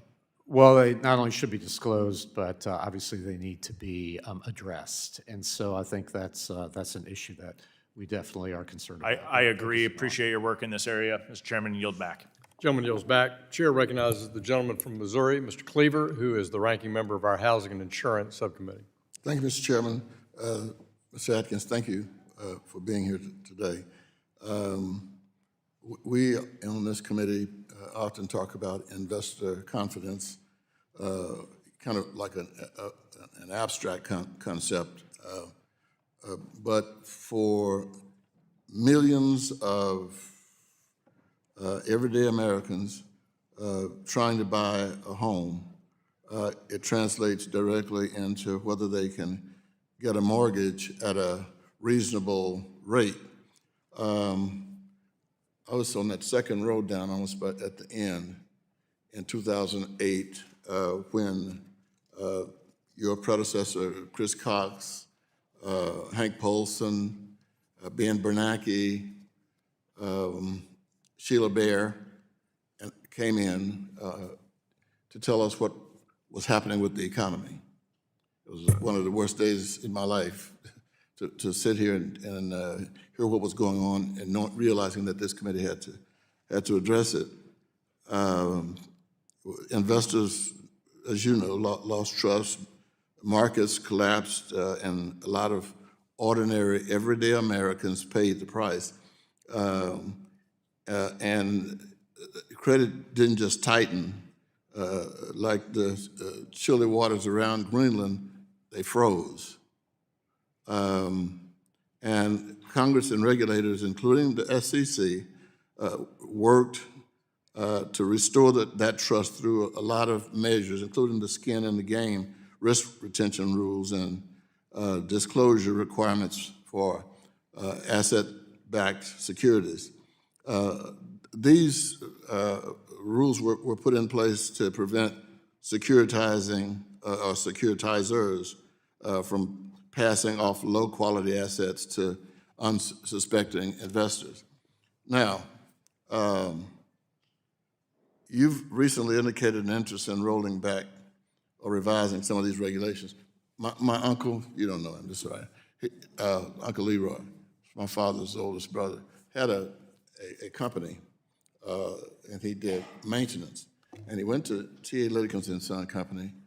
He was working with the CEO on his contract. So the CEO said, now, if I give you this contract, will you be honest? And my uncle said, I'll never forget it, whether you give me this contract or not, I'm going to be honest. And so before making any revisions, will you commit publicly that you will present to this committee those rollbacks that you've hinted that you wanted to do? Now, I admit transparency makes us vulnerable, but transparency still should be done even if it's going to make us vulnerable. Will you commit to coming to this committee or informing this committee or discussing with this committee what your rollbacks will be? Well, I'm not sure that we'll have rollbacks, but I mean, as Mr. Sherman was talking about, the whole one part of the market has really frozen up because of, but if that's what you're talking about. But anyway, but Fannie Mae and Freddie Mac play an important role in the housing market. But as we saw in the financial crisis, they were a large reason for how that unfolded. So whatever we do, we have to be very careful, with respect to these markets, but they are important, in the whole economy of the United States. But happy to discuss that with you and your colleagues, as we go forth and formulate our proposals. Well, if we're going to, I may be semantics here, but if we're going to roll back, if you're going to roll back or make any dramatic changes, my interest is the communication and transparency. We definitely go through notice and comment. I take that very extremely seriously, unlike sometimes in the past, but we want to have a good, robust debate and collect comments, and so happy to talk with you all about all of that. But whatever we do will be grounded as we talk to our colleagues. Gentleman's time has expired. Thank you, Mr. Chairman. I thank the gentleman. Chair recognizes the gentleman from Kentucky, Mr. Barr, who chairs our Financial Institutions Subcommittee. Thank you, Mr. Chairman. Chairman Atkins, thanks for the great work you're doing at the Commission. And as you know, for 2 consecutive Congresses, the House has passed and sent to the Senate digital asset market structure legislation, most recently known as the Clarity Act, receiving overwhelming bipartisan support in this chamber last July. That level of bipartisan agreement reflects a growing interest in providing long-term certainty for market participants. From your perspective, Mr. Chairman, how does durable digital asset market structure legislation like the Clarity Act impact the United States' ability to continue to lead in financial market innovation and protect investors? Yeah, well, thank you very much. Well, as you know, the President has set out the challenge that the U.S. should be the crypto capital of the world, and I feel strongly that we can and should do that and achieve it. So to do that, we have to have a framework that makes sense, that is fit for purpose. Unfortunately, traditional rules that the SEC has, are not really fit for purpose here and has created a lot of uncertainty in the marketplace, thus the Clarity Act, and thus the true importance of the SEC to work very much hand in glove with the CFTC in order that there be no gaps in the oversight, but that also innovators have surety as to what they're doing and they're not going to get in a gotcha sort of situation like has happened in the past with some of the enforcement actions that the SEC has brought in that area. So we want to make sure that people know the rules of the road and can abide by it, and that those will foster innovation here in the United States. I know there's a few outstanding issues and points of disagreement in the Senate. We certainly encourage a resolution of those points of disagreement to achieve what you said is so important, kind of a statutory framework for market structure so that indeed the United States can be the crypto capital of the world. Mr. Chairman, how do you ensure that SEC enforcement actions and investigations are conducted and completed in as timely and an expedited manner as possible, and make sure that those investigations are driven by clear statutory and evidentiary standards and not by political, ideological, or personal considerations? And the context of that question is that the SEC in the past has encouraged applicants for registration with the SEC to reapply after denials due to ongoing investigations. But if an investigation drags on and on and on, the applicant is effectively barred or precluded from reapplying. Yes, no, that's a very important issue, and so I have a good, tough head of enforcement, Judge Meg Ryan. So she's a military court from the Court of Military Appeals, and so she has been looking at the aging of let's say the inventory that we have, and I did that as well. I started to when I first became a commissioner, chairman, and so we're focused on that. It's very important, but reputational risk and all of that to people who go through investigations, is important, plus the cost. So we take that very seriously in this commission. Well, thank you for your redoubling your efforts on that, because the enforcement functions, investigatory functions, very important functions of the commission in terms of ensuring the public's confidence in our capital markets. But lingering investigations don't facilitate the capital formation objectives, as you know, and I appreciate your attention to that. Since 2010, Mr. Chairman, the Dodd-Frank $150 million registration threshold for private fund advisors has remained stagnant, lacking an inflation adjuster. And this forces many small, innovative funds to divert capital from emerging companies toward costly compliance. These funds often play a critical role in providing capital to emerging companies in niche markets that larger, more heavily regulated funds might overlook. My bill, the Small Business Investor Capital Access Act, was included in the INVEST Act, and that raises the registration threshold to $175 million, a very modest increase, but also indexes it to inflation. This will ensure that truly small enterprises aren't crushed by unnecessarily federal mandates meant for larger firms. Chairman Atkins, do overly burdensome compliance requirements stifle the growth of smaller private funds, and would adjusting the exemption threshold for small private fund advisors to accurately reflect changes in inflation help alleviate this problem? Absolutely, and I salute you for doing that. I mean, all of these things add up, and it decreases competition and services to investors. Great. Thanks so much. I yield back. Gentleman yields back. Chair recognizes Dr. Foster of Illinois, who's the ranking member of our Financial Institutions Subcommittee. Thank you, Mr. Chair, and our witness. I presume that you've been encouraged to use artificial intelligence in all of your workings from the White House. It was a general directive, and obviously industry is moving very fast that way. Now, in terms of the 1,000-page prop that you have there, how long do you think it would take AI to summarize that as in one paragraph, 1 page, 10 pages, whatever level of detail you wanted? Maybe a few seconds. I don't know. Probably neither of us are an expert on that, but I imagine it could be done in a few minutes.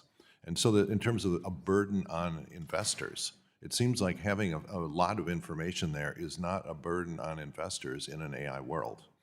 And so I think that's an important thing that should go into your thinking as to what the appropriate level of disclosure. Materiality, I believe, is best that the investor is the best judge of materiality. And if we err on the side of having a lot of probably 95% of what's in that stack of paper is not material, but there could be a footnote in there that is absolutely crucial. No human is likely to pick it up, as you point out. No human's going to read that stack of paper, but an AI can and find that footnote. And so it seems like the whole narrative of let's get to less disclosure is going in the wrong direction for an AI world. I imagine that stack of paper is probably 90% generated by AI, or soon will be if it's not. And so that I think that it's a much better position if we have, the AIs, for IPOs and things like that, generate a lot of information and then let the AIs of potential investors look at it, in great detail. That you'll end up with a more efficient market and less mistakes being made by investors due to lack of information. So have you been thinking about that sort of thing when you puzzle through the whole what's the right level of information? Oh, absolutely. But again, there's when you think of the costs and the amount of work that goes into this sort of disclosure with the lawyers and everything else, what sort of bang for the buck are we getting? But anyway, and but of course, the cost of lawyers is going to get crushed too with AI. Most companies have everything electronically. They just turn their AI loose on that and generate. It's coming at us fast. Yeah, well, that's a good point. Yeah. Anyway, so I really encourage you to think about that, because I think that's going to be a much safer market where there's a lot of information, and that each investor or the investor's personal AI advisor will have access to that information, but summarize it. Just in the case of climate, a lot of investors are going to think climate's material, others will think it's immaterial, and we're in a better position if it is the potential investor talking to their AI advisor saying, I do or I don't care about climate, and then getting a summary that reflects their preferences. It seems like that gets us to a better place than just these endless wars we have about what is and isn't material at the level of Congress. Okay. Let's see, one of the things I've also been worried about is the orderly release of market-moving information by federal officials, and agencies. There have been some big mistakes. There was an issue where I think the BLS issued or leaked some information, and, like order of half an hour early to some lucky participants in the market. And it seems like for a long time we've needed a more orderly way of releasing that information that maybe, could be government-wide, so that when, whether it's Federal Reserve releasing information or the BLS or something, that you had a standard electronic way of saying, boom, here the gate is now open and that information's there. Because there's a lot of things that can go wrong. Is there any interagency discussion of that, trying to standardize the release of market-moving information and maybe make it more robust? No, that's a very important issue, and it's a little bit ad hoc now. For example, the Food and Drug Administration, the director has come to talk to me about it, and so that's a great example. You mentioned some of the other agencies and the Fed and whatnot, so it's a very important issue, and we have to, each agency needs to be very. So if you need a nudge from this committee, I think this is a very useful nudge that we could do that would actually, make the markets work better and make U.S. a better place to invest. Yeah, a third area of concern that I don't have really a lot of time to go into is the use by federal officials of privately owned social media accounts to release market-moving information like tariff policy, things like that move markets by trillions, and effectively forcing every person Gentleman's time has expired. To buy that. Invite the witness to provide his comments on that last question in writing. Chair recognizes the gentlewoman from Missouri, the chair of our Capital Market Subcommittee, Ms. Wagner, for 5 minutes. I thank you, Mr. Chairman. Chairman Atkins, your recent speech at the New York Stock Exchange detailed the stark drop in public companies and the need to reform our regulations to promote capital formation. Soon after that speech, the House passed our bipartisan Invest Act to do just that. Now, the SEC is working to revitalize public markets by right-sizing disclosures and rethinking investment thresholds. How important is it for Congress to follow up on the Commission's work with statutory changes? Well, I think absolutely. Your Invest Act and all of the components of it, I think, are really will be salutary to the markets and to help rationalize some of the practices there in our rules. And so we welcome that and look forward to working with you on that. And it's key to codify them while we have the opportunity here. Many of these bills we've worked on for 10 years, and there have been rule lettings by the SEC, but we need to get them into statute. You would agree? I agree, to future-proof that sort of principle. Thank you. You repeatedly mentioned, Chair Atkins, the importance of creating a disclosure regime that promotes rather than hinders companies going public. The Invest Act would streamline disclosure requirements, as I said, expanding access to capital for businesses throughout the entire country, not just on the coast. In your opinion, how can Congress work with the Commission to ensure these changes are most impactful? Well, so I invite your input, and as we go about reviewing our rules this year and making issuing proposals for rule changes to modernize and rationalize these disclosure rules, I'd be thrilled to have you and your colleagues' input. Wonderful. Early in your tenure as chairman, you gave a speech directing SEC staff to remove the 15% limitation on closed-end funds investing in private funds. The next day, investment management staff removed the SEC's position for unlisted closed-end funds. This was a welcome change for Americans across the country who will now be able to invest in companies that for far too long have been restricted solely to the wealthiest Americans. Through my Increasing Investor Opportunities Act, which was included in the Invest Act, we have also taken steps to codify this guidance and provide long-term certainty to closed-end fund investors. To help provide clarity to investors, could you please comment on whether, in your view, the removal of the 15% limit also applies to listed close-end funds, or whether additional commission action would be needed to remove the limit for close-end funds. Well, so, yeah, I'd love to discuss that. So the reason why we addressed this is because that limit was completely staff-driven. It was not part of a rule or anything else. So by changing that, that helped, the filers to, and the innovators to make changes to how they were going out to market. So anyway, if there are holes in the edifice, so to speak, there, we're happy to address all that and work with you on that. Great, wonderful. We look forward to doing that. So this is something that the SEC could take up under your leadership. Absolutely. And discuss more. Wonderful. Under current SEC rules, it is nearly impossible for large venture capital funds to invest in smaller regional funds. For example, if a large fund wanted to seed a smaller fund in St. Louis, that investment is capped at a tiny 20% non-qualifying basket. As a result, access to venture capital remains highly concentrated on the coast, leaving out wide regions of the country, including Midwest. Chair Atkins, do you agree that this 20% limitation hurts companies in places like Missouri?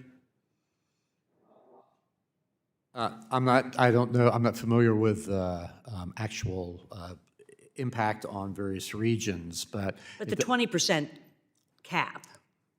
Yeah, so I think all of that needs to be revisited. These various caps are kind of artificial, and I think it all deserves review. Absolutely. Thank you so much. I have used my time, and I yield back, Mr. Chairman. Gentlewoman yields back. The chair recognizes the gentleman from Illinois, Mr. Caston. You're recognized for 5 minutes. Thank you, Mr. Chair.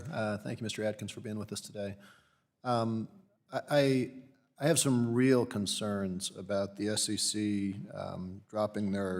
dismissing their lawsuit against Binance and staying whatever you're doing with Justin Sun and Tron.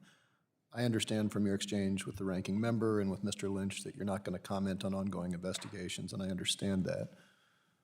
But, and I also appreciate the chair's admonition not to engage in personalities. But I am extremely concerned with the integrity of U.S. capital markets. And so, I just want to review a fact pattern here. It is a fact that Donald Trump was convicted of 34 felonies for financial fraud. It is a fact that he and his children have said that in the wake of that fraud, they were, in their words, debanked and couldn't access conventional capital markets, and that was why they turned to crypto. It is a fact that the UAE subsequently purchased World Liberty Finance tokens through Bitcoin, that now contributes to substantially all of their wealth, and that substantially all of the Trump family's wealth is now in crypto. All of that has come since he became president in January of last year. And setting aside the emoluments clause violations or implications there, if I am a foreign investor considering whether to invest in U.S. capital markets, I would like to know whether the SEC is going to prioritize the interest of investors, because these charges against, the charges against Sun wash trading, money laundering, these are all deep structural problems in financial markets. When they look at the actions of your agency, they see multiple examples where you have not prioritized the interests of investors, but you have prioritized the interests of the Trump family. So my question is, can you point to an example under your leadership where you have put the interests of investors first and cost the Trump family money as a result? Just one example would be great. Well, I as far as what the Trump family does or not, I can't speak to that. But they've made billions of dollars. They pardoned CZ, for goodness sake, after the case was dropped, after this money went through. This is most of their net worth. Why should people not believe that you will prioritize the interest of this singular billionaire over investor protection? Wash trades are a problem in the markets. Why aren't we prosecuting Justin Sun right now? And you can't answer that, but is there any example where you've put investors first over the Trump family? So Again, we put investors first every single day. Over We the have a Trump very family. robust enforcement division that is going Okay, after fraud in the if market. you can find an example, it would be great to share it offline, and please publicize it because I care about markets. I want to shift. In November, the SEC announced you would no longer review or express views on companies' no-action requests, and I want to understand a little bit of what that means. I understand there's some discretion on your end, but are there any general rules, or are we going to rely, exclusively on shareholder litigation under 14A8?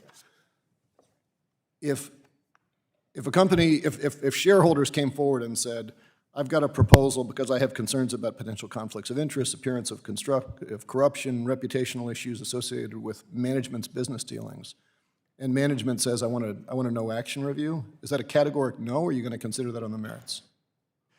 Well, so the whole no-action process with respect to shareholder proposals was an artifice by the commission that built up over the years. There's nothing in rule or in statute that requires it. We were shut down for 43 days, No, 43 nights. I'm asking, I want to come back because I'm trying to give you an example for my first question. World Liberty Financial is trying to do this shell with BitGo. That's a publicly traded company. People there might be legitimately concerned that there is fraud happening because all of these billions of dollars are coming into World Liberty Financial in ways that are direct violations of the Emollients Clause. If a shareholder in that entity said, I would like to have a vote on this, and management said, no, we're going to push for a no-action review, would you push back? Or is that too dangerous because it would cause you to make Donald Trump angry? Well, again, I can't speak to any particular issue or company, but as far as shareholders have their rights under state law, and if they want to vindicate those rights and push them forward. We're out of time, but Milton Friedman said shareholders are ultimately in charge, not management. I don't know why we're stepping on shareholder rights under your leadership. I yield back. I thank the gentleman for yielding, and the gentlewoman from California, Ms. Kim, is now recognized for 5 minutes. Thank you, Chairman, and thank you, Chairman Atkins, for being here. For far too long, under Gary Gensler's runaway rogue regulation, the Commission drifted away from its mandate of protecting investors and facilitating capital formation using regulation as enforcement. He single-handedly set back the crypto industry in this country by over a decade. And since taking office, President Trump and you have taken important steps to reverse that trend. Thank you for your work.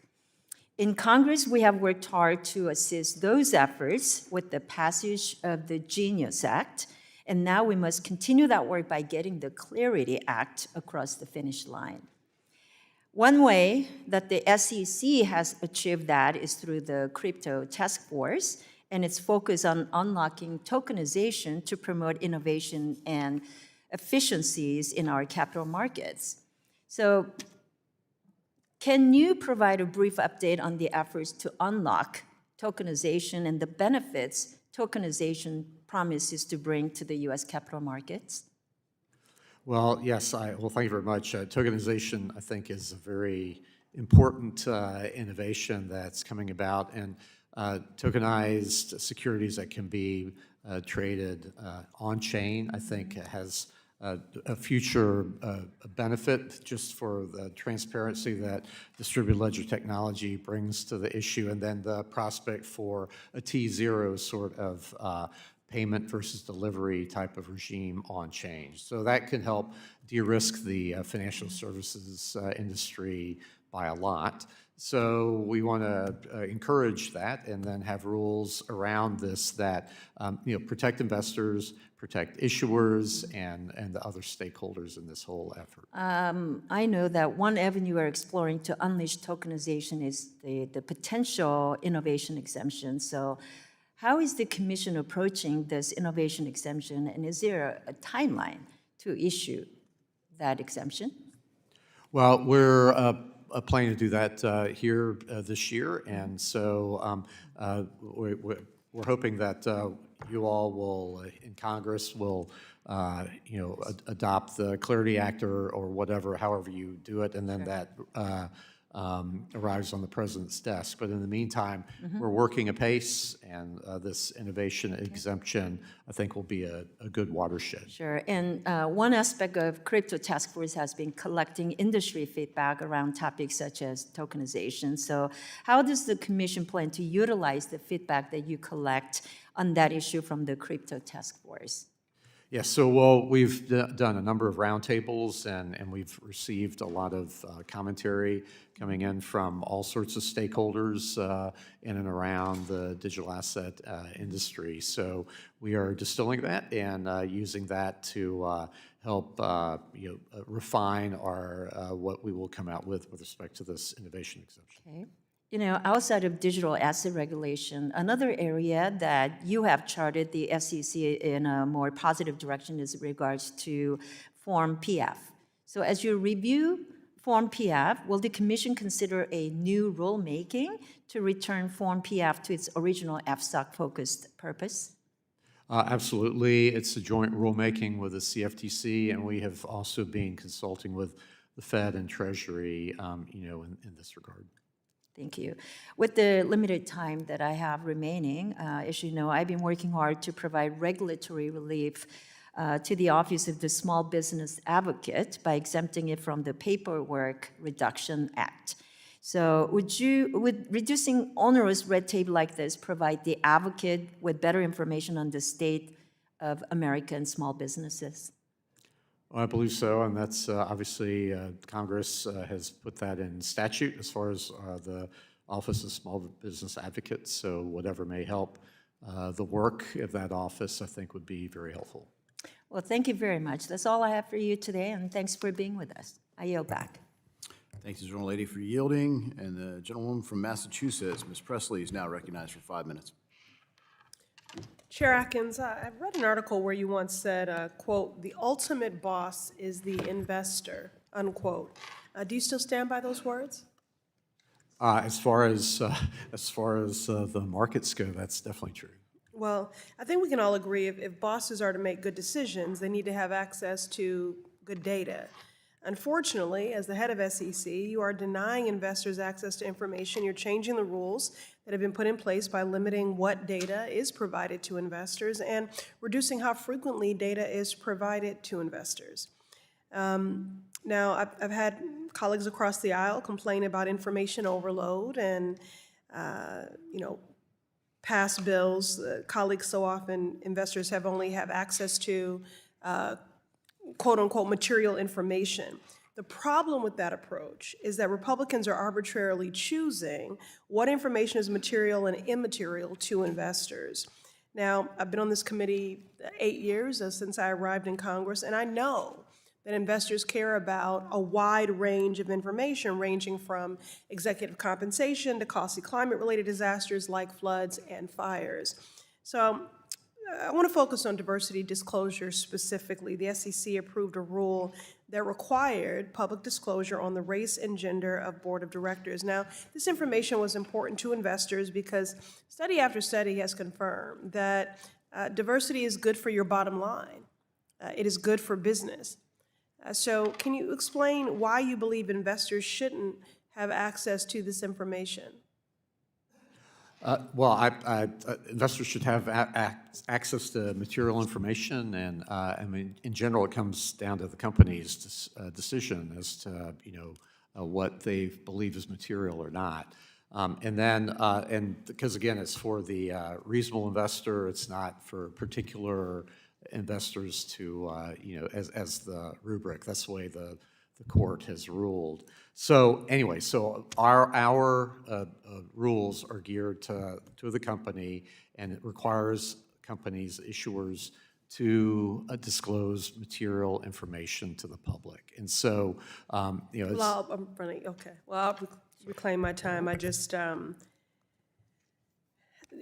again, in order to make good decisions, you have to have good data, and the majority of investors are saying that they want this information, and many reports and CEOs have affirmed that diversity is good for business and for the bottom line. So that answer is insufficient for me, and I just, again, a study of institutional investors that handle hundreds of billions of dollars have found that 30% of investors wanted to know if senior management was diverse.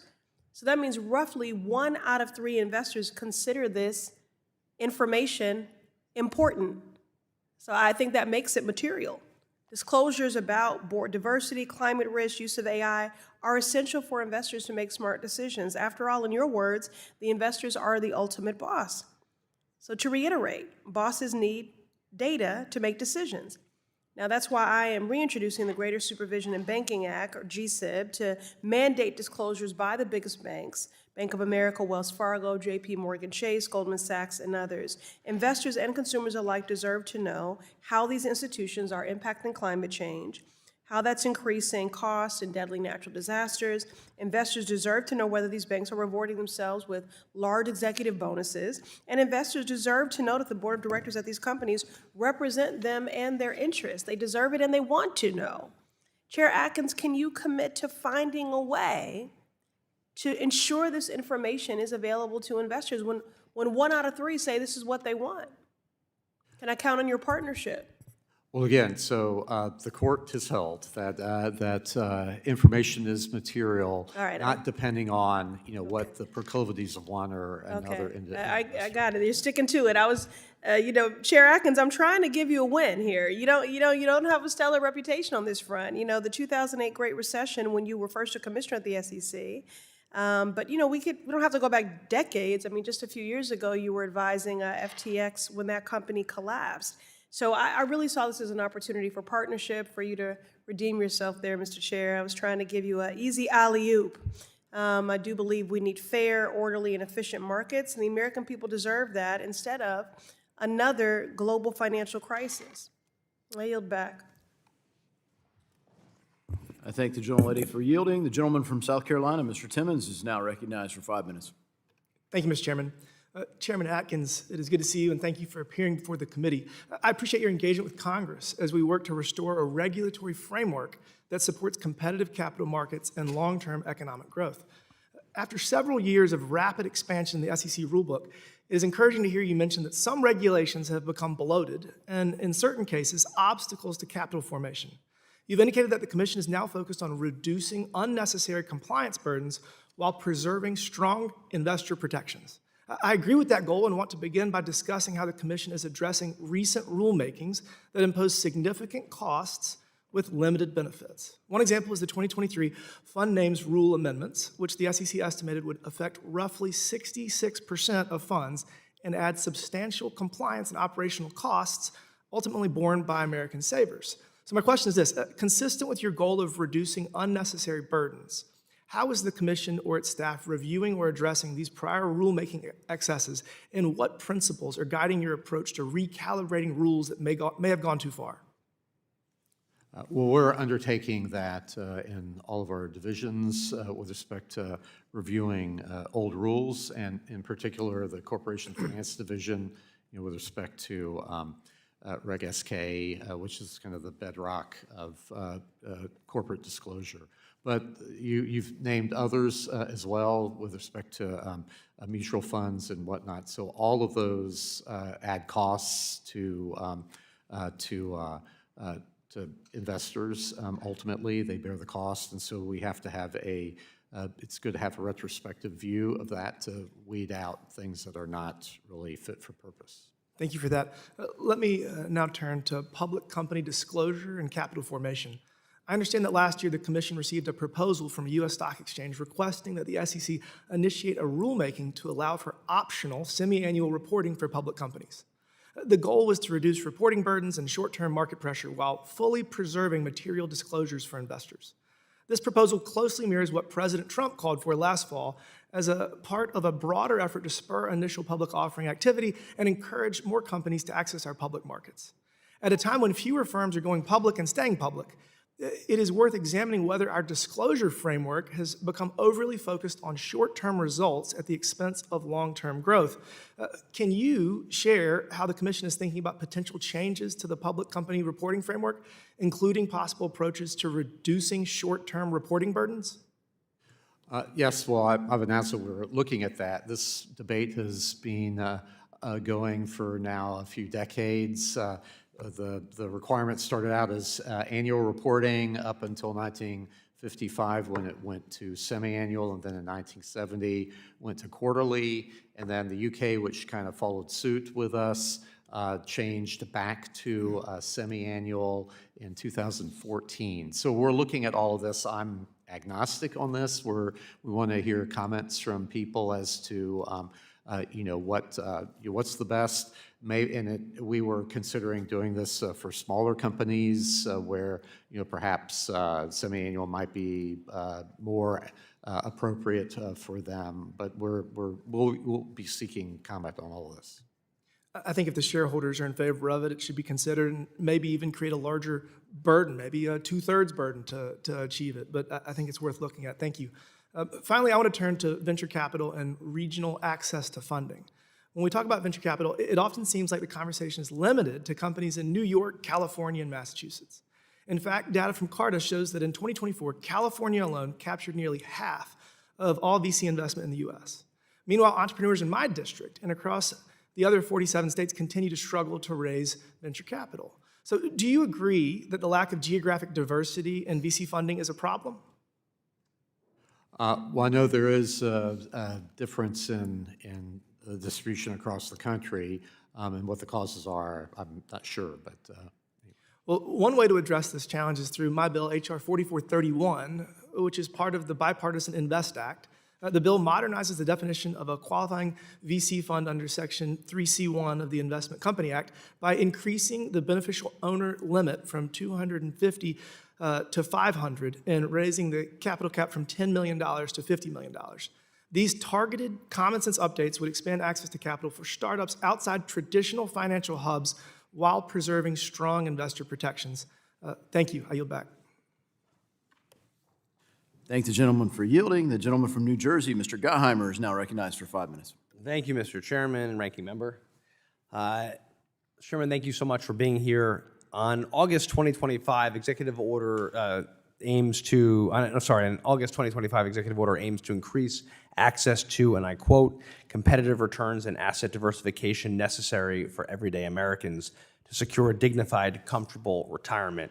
This order directs the Secretary of Labor to consult with the SEC to carry out its policy objectives. How has the SEC coordinated with the Department of Labor on this executive order so far? Well, we're actively working with them and the Department of Treasury on these issues, and it's an important, very important matter. Thank you. The order also directs the SEC to revise existing regulations and guidance relating to, quote, accredited investors and qualified purchaser status. Do you expect the SEC to pursue changes to these definitions?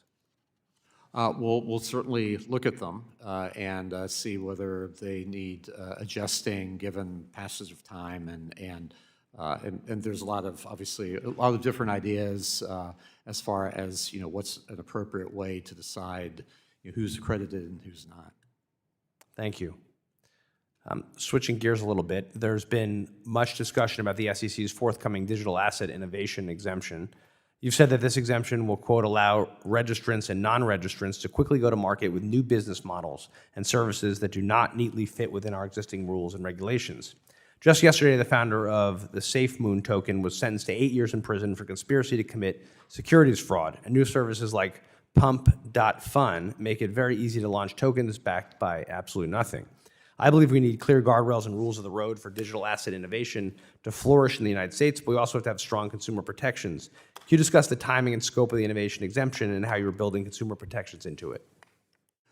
Yes. Well, so fraud is fraud, whether it happens, in the crypto world or in paper certificates, and so we take that very seriously. And like you say, that really is a detriment to investor confidence if we're not active in that area. So with respect to the innovation exemption, it will be, when we come out, the goal is to make it a cabined, limited time type of exemption, but to allow innovators to operate in that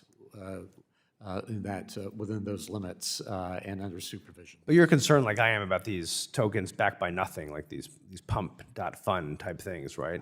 I assume that's not what the SEC wants. Absolutely.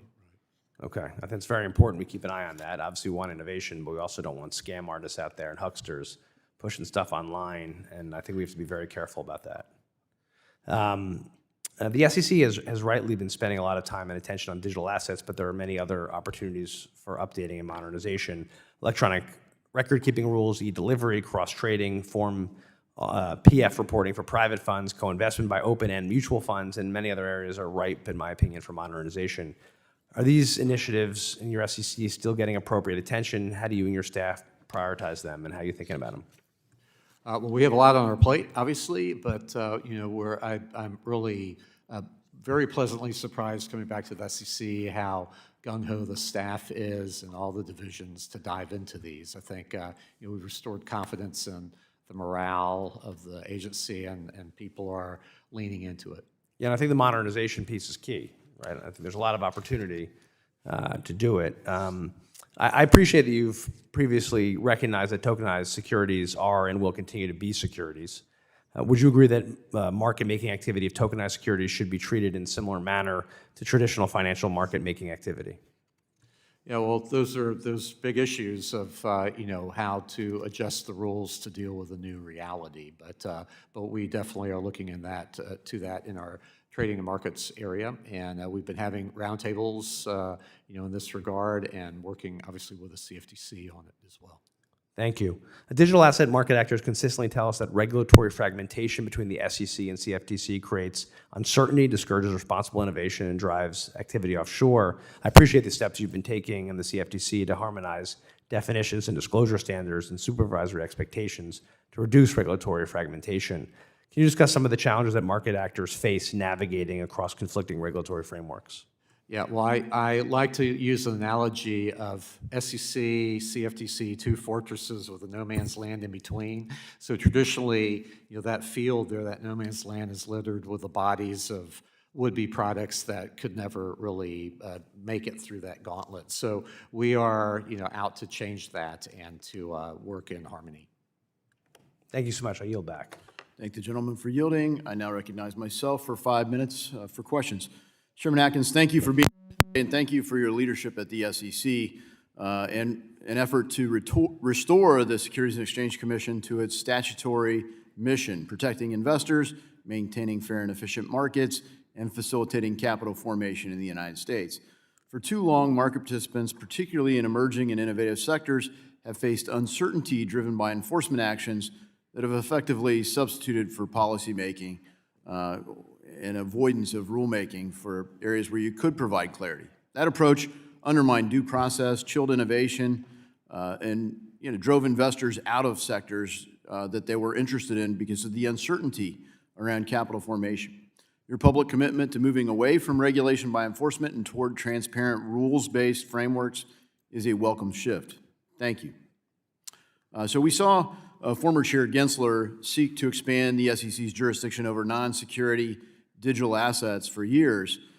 He would avoid answering really basic questions about whether something's a security or not, and tell everyone to come in. He would just never allow them to leave. In fact, would engage in enforcement action. So from your perspective, what should the distinction be between digital assets, the tokenized real-world assets, and securities? So you could have a tokenized security, you could have a tokenized commodity, you could have tokenized real-world assets. Do we get a bright line test adequate in the Clarity Act, or how do you see that bright line if you're calling balls and strikes? What's your best way to describe it? Well, ultimately, the real answer is harmony between the CFTC and the SEC so that nobody is uncertain where to go. And that's been a problem now for a long time. But basically, if we focus on tokenized securities as, through investment contract and that kind of analysis, but then also concede that we have digital commodities, digital tools, and digital and other digital types of tokens that are clearly in the CFTC realm. That will, I think, help bring clarity. So the Clarity Act, takes great steps towards that, and then the two agencies working in harmony can help. Yeah, and I thank you for creating a task force to focus on that as well. So even once we pass a law, hopefully the Senate will pass something resembling what we've passed and get this across the finish line soon. there'll still be rulemaking. So thank you for kind of front-running us in that sense to work towards having clarity there. And you've also previously stated, quote, "The right to have self-custody of one's private property is a core American value." So I think self-custody is critical. You can't really have decentralized finance without the decentralized part. Right now, there are obviously intermediaries who serve a function in the market, but they also take a pretty big rake. So a lot of the opportunity to make markets more efficient and to get more capital for the investors or those that are raising the capital comes from disrupting the intermediaries. Where do you think we can do that and still ensure that we provide investor protection? That's an important issue that, we definitely are focusing on. But as you say, the right to private wallets and that sort of thing is very important. And so we want to make sure that that is recognized in the rules that we develop. And so it already is, to a large extent, with respect to the legislation that's being considered. I think that's one of the key things, really, that they're debating in the Senate on the Clarity Act is, fundamentally, Western civilization depends on private property. Right now, we've embraced this third-party doctrine where there's an intermediary between you and your assets in every scenario, whether it's a security, a bank deposit, anything else, and all this surveillance. I thought Commissioner Peirce did a great job with a speech back in the summer that she titled Peanut Butter and Watermelon. And of course, I encourage everyone who hasn't read it to read it.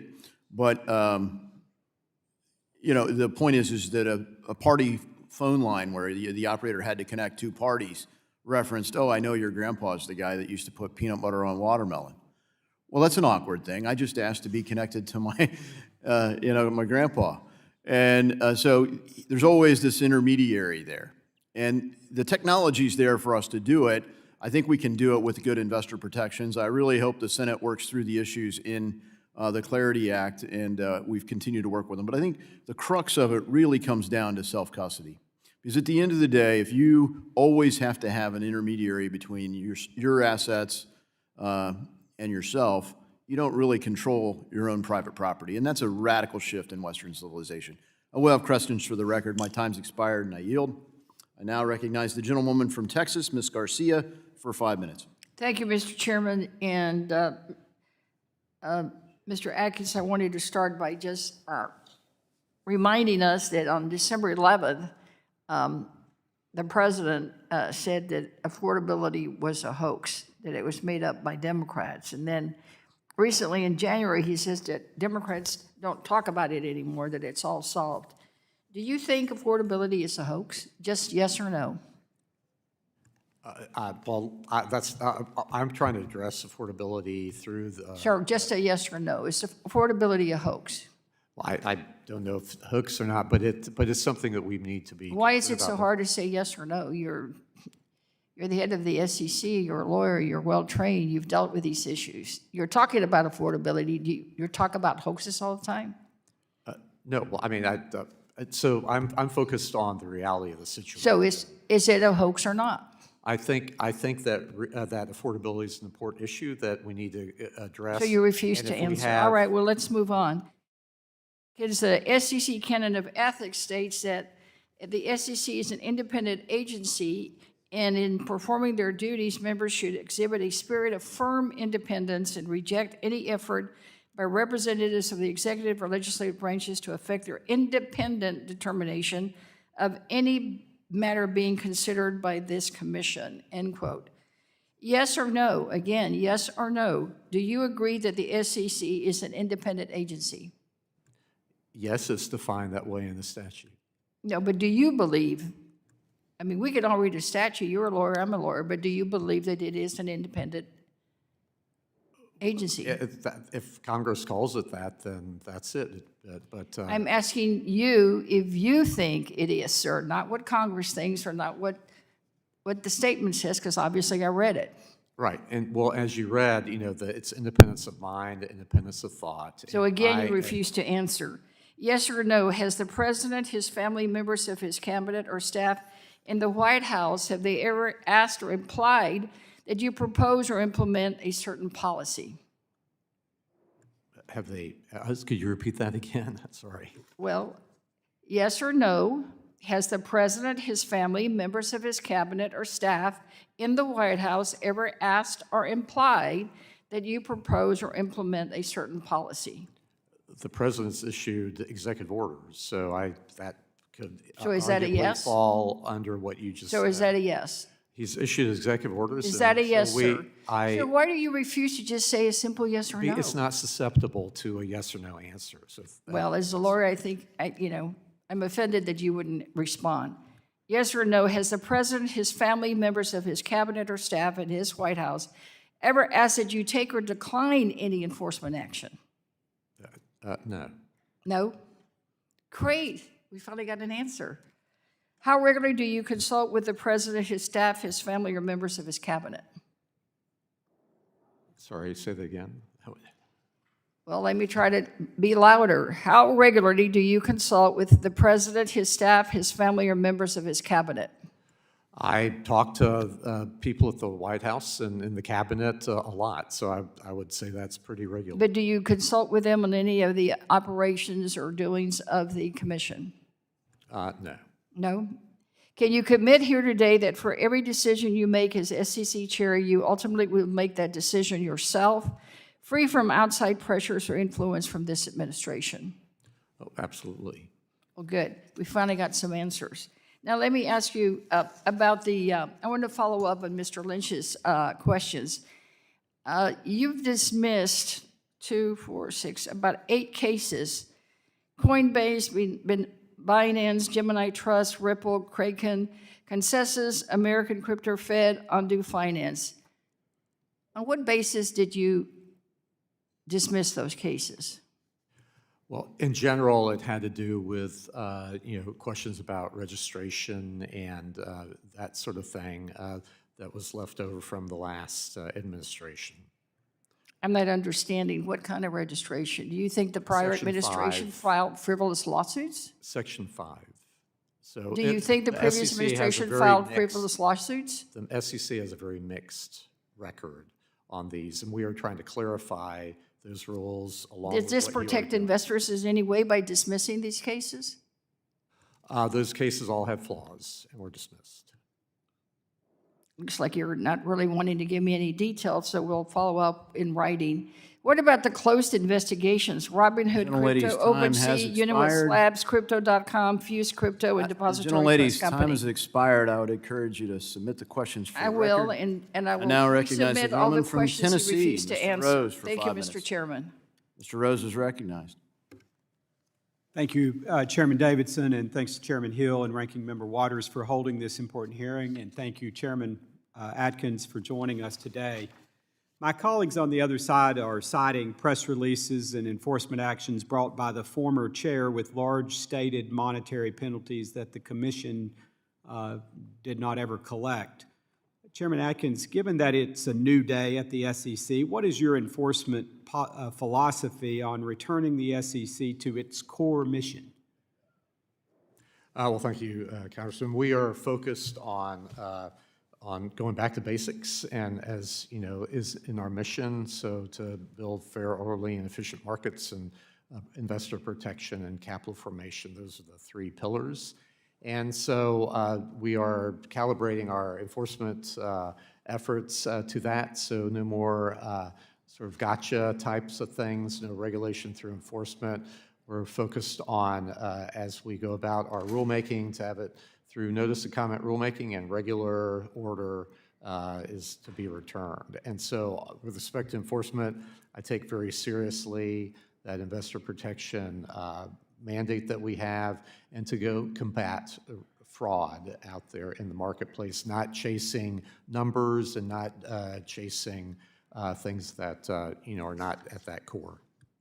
Thank you, Chairman. I appreciate very much that kind of clear-eyed view of what the purpose of the Securities and Exchange Commission is, and thank you for your leadership in redirecting and refocusing that back on the purpose for your organization. Chairman Atkins, we've seen a troubling rise in so-called ramp and dump schemes, usually involving Chinese companies, which fraudsters where fraudsters gradually promote a stock and then rapidly sell off their holdings leaving investors with significant losses. Many of those victims, including hardworking Americans, including those I represent in Tennessee.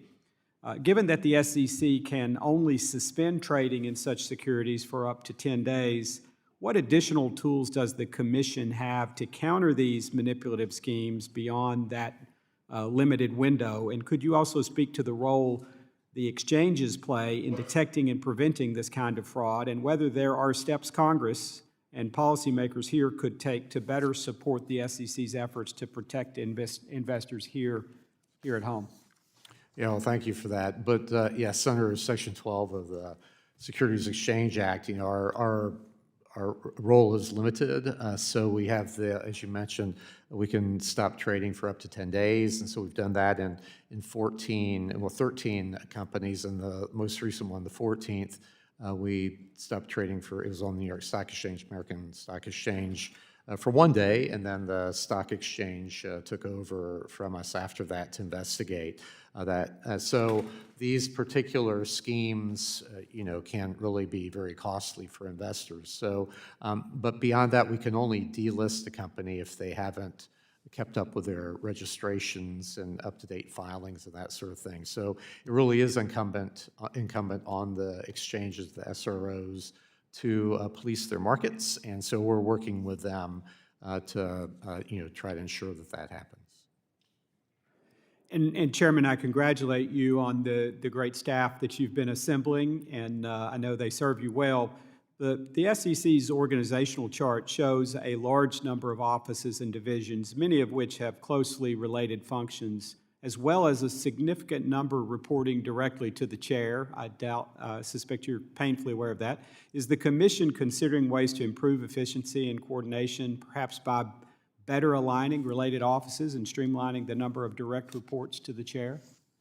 Oh, absolutely. Yes, I am very focused on that. I still remember when I worked for Arthur Levitt back in the early 90s, and he looked at the org chart and just was astounded at how many direct reports he had. He had more then than I do now, probably. But anyway, so yes, it is very much wanting to have a real refresh as to the organizational chart. I'm not sure we have time for this, but I'll try to get it in. Under former Chair Gensler, the SEC embraced so-called stakeholder capitalism to the benefit of left-wing shareholder activists, but to the detriment of ordinary investors saving for retirement. I was glad to see the Commission issue Staff Bulletin 14M last year to rescind previous guidance that restricted companies' abilities to exclude extraneous ESG-related shareholder proposals. Can you please touch on that? I guess you'll need to do that for the record, as I am out of time. Thank you. I thank the gentleman for yielding, and I now recognize the gentleman from New York, Mr. Torres, for 5 minutes. Thank you, Mr. Chair. Chair Atkin, I've long been a believer in emerging technologies like crypto and blockchain, but as you know, every industry has actors good and bad. Crypto is no exception. So have you taken any enforcement action against any bad actor in the crypto industry? Yes, we have brought cases for outright fraud, and we're in litigation with some of those right now. Involving digital assets?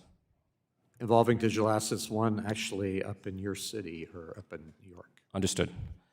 I want to make 3 observations about structural shifts in the stock market and then have you respond. First, the stock market is more passive than it has been historically. Since 2020, passive strategies have accounted for a majority of U.S. equity assets under management.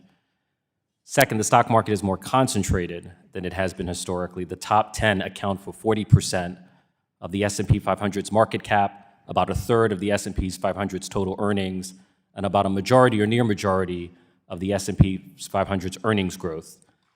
And finally, the stock market is less representative of the economy than it has been historically. The number of public companies, as you have noted, has fallen by around 50% since the 1990s. Many of America's most dynamic, highest growth companies have yet to go public, and many of them are content to remain private for longer stretches of time. So the stock market is more passive, more concentrated, less representative than it has been historically. Since the stock market is structured differently than it has been, should we expect the stock market to perform differently than it has historically? Is the stock market of the 21st century qualitatively different from the stock market that has delivered an annualized return of 10% since 1959? What are the significance of these structural shifts, and what does it mean for the performance of the market? Yeah, great question. So I don't pretend to have an answer, but that's exactly why we need to make it more attractive, or attractive again, to be a public company, so that we can have more of a diverse type of makeup there. And so, in fact, there's this great story about, I was told by the CEO of a very, very large public pension fund, where they got out of the private markets back in after the financial crisis. They call it the dark years, where they lost, they went down from 90% coverage of their anticipated benefits down into the 70s, and they attribute that to not being involved in the private market. So to have a well-diversified portfolio, you need to have exposure to private markets. If we can make IPOs great again, make public companies make up a much more diverse type of the marketplace, I think we can maybe solve that part of the problem and get back to your point. I'm cautiously optimistic about tokenization. I do believe tokenization has the potential to create a better, cheaper, and faster financial system, greater tradability, instantaneous settlement, greater liquidity, greater fractionalization of shares, and hopefully with it, a greater democratization of finance. Just like digitization through the internet brought a wave of new consumers to commerce, tokenization could bring a wave of new investors to the capital markets. Having said all that, an innovation like tokenization is not without risk. And so how do we pursue an innovation that disrupts traditional securities without destabilizing a traditional securities regime that has served our nation reasonably well for more than 90 years? No, I agree with you very much. And so that's why we'll do this deliberatively. We will make sure that issuers have insight into where their securities are, and that tokenized securities are securities and will be treated as such, and that we need to adjust where we have to the rules, but to ensure that there's transparency, integrity to the markets, and to make sure that the national market system is upheld. Do you have a timeline for the tokenization of securities, or? It'll be unfolding here over the next few years, but what we do now will be really seminal in making sure that it's done deliberatively and in good order. And what are the implications of tokenized securities for corporate governance? It's been said that tokenized securities could mean the end of proxy voting. What is your sense of the implications? I think it might be even more, it might be better for it, frankly, because then you'll know where securities are, and who's, you won't know voting necessarily, but I think there'll be a lot more accountability and transparency. I see my time is about to expire. Thank you. I thank the gentleman for yielding, and the gentleman from Indiana, Mr. Stutzman, is now recognized for 5 minutes. Thank you, Mr. Chairman, and thank you, Mr. Atkins, for being here today. Just want to ask real quickly, one of my colleagues asked you earlier about Form PF. Do you have an update on when any rulemaking might be finalized? Yes, well, we, of course, extended the deadline for the compliance with the what action was taken a couple of years ago, but we are working actively with the CFTC. It's a joint rulemaking, and so we are, that is a current issue that we're addressing. Okay, great. In August, President Trump signed an executive order to facilitate increased access to alternative investments for 401k investors, empowering American workers with greater choice in how to grow their retirement savings. Since then, the Department of Labor has submitted rulemaking to the Office of Management and Budget. The order also identifies a role for the SEC in advancing the president's objectives. How is the SEC coordinated with the Department of Labor to carry out his order, and what factors have shaped your approach?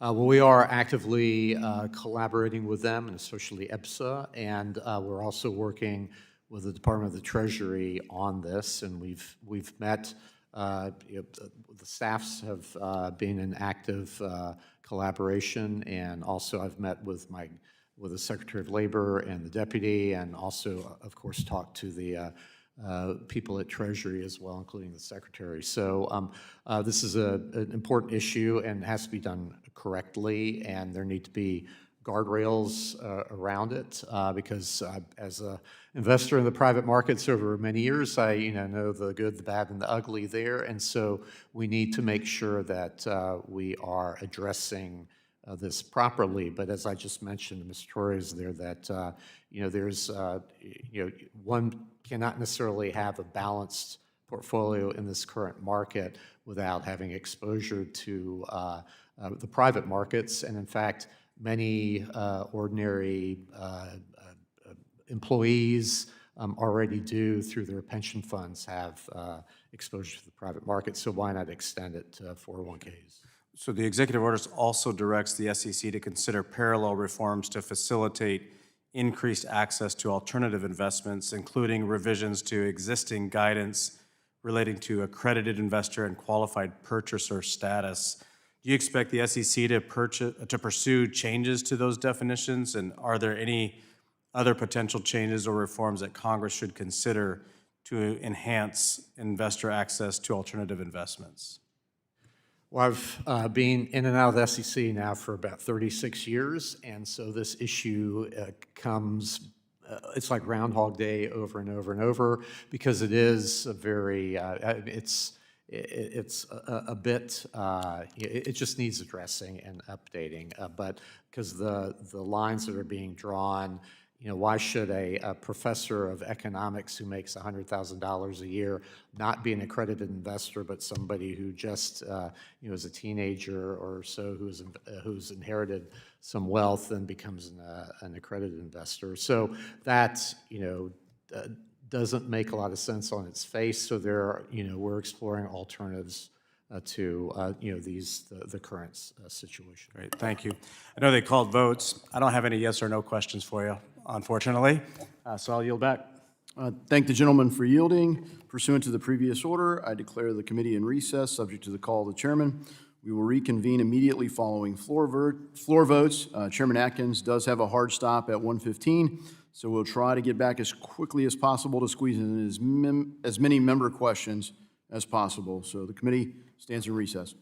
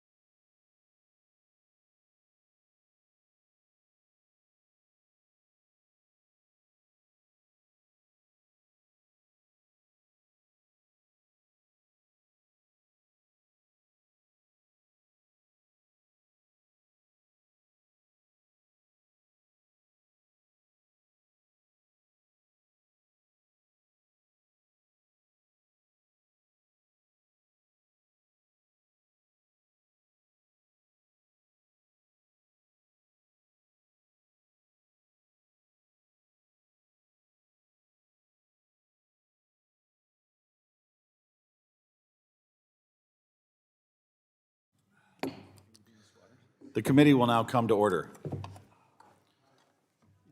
I will recognize myself for 5 minutes. First of all, Chairman Atkins, thank you for being here. I'd like to start by talking a little about the accredited investor definition. Currently, becoming an accredited investor is subject to requirements that revolve around income and wealth. I personally find this phenomenon to be a little puzzling because wealth is not necessarily an appropriate measure of financial sophistication. We currently have a narrow, merit-based pathway to become an accredited investor for investment professionals like those holding a Series 7 or Series 65, but I think there's a larger question at play here. And is it fair to gatekeep investment opportunity based on financial wealth or based on knowledge and merit? Chairman Atkins, do you believe that wealth is a poor proxy for financial sophistication? Yes, I know a lot of dumb rich people.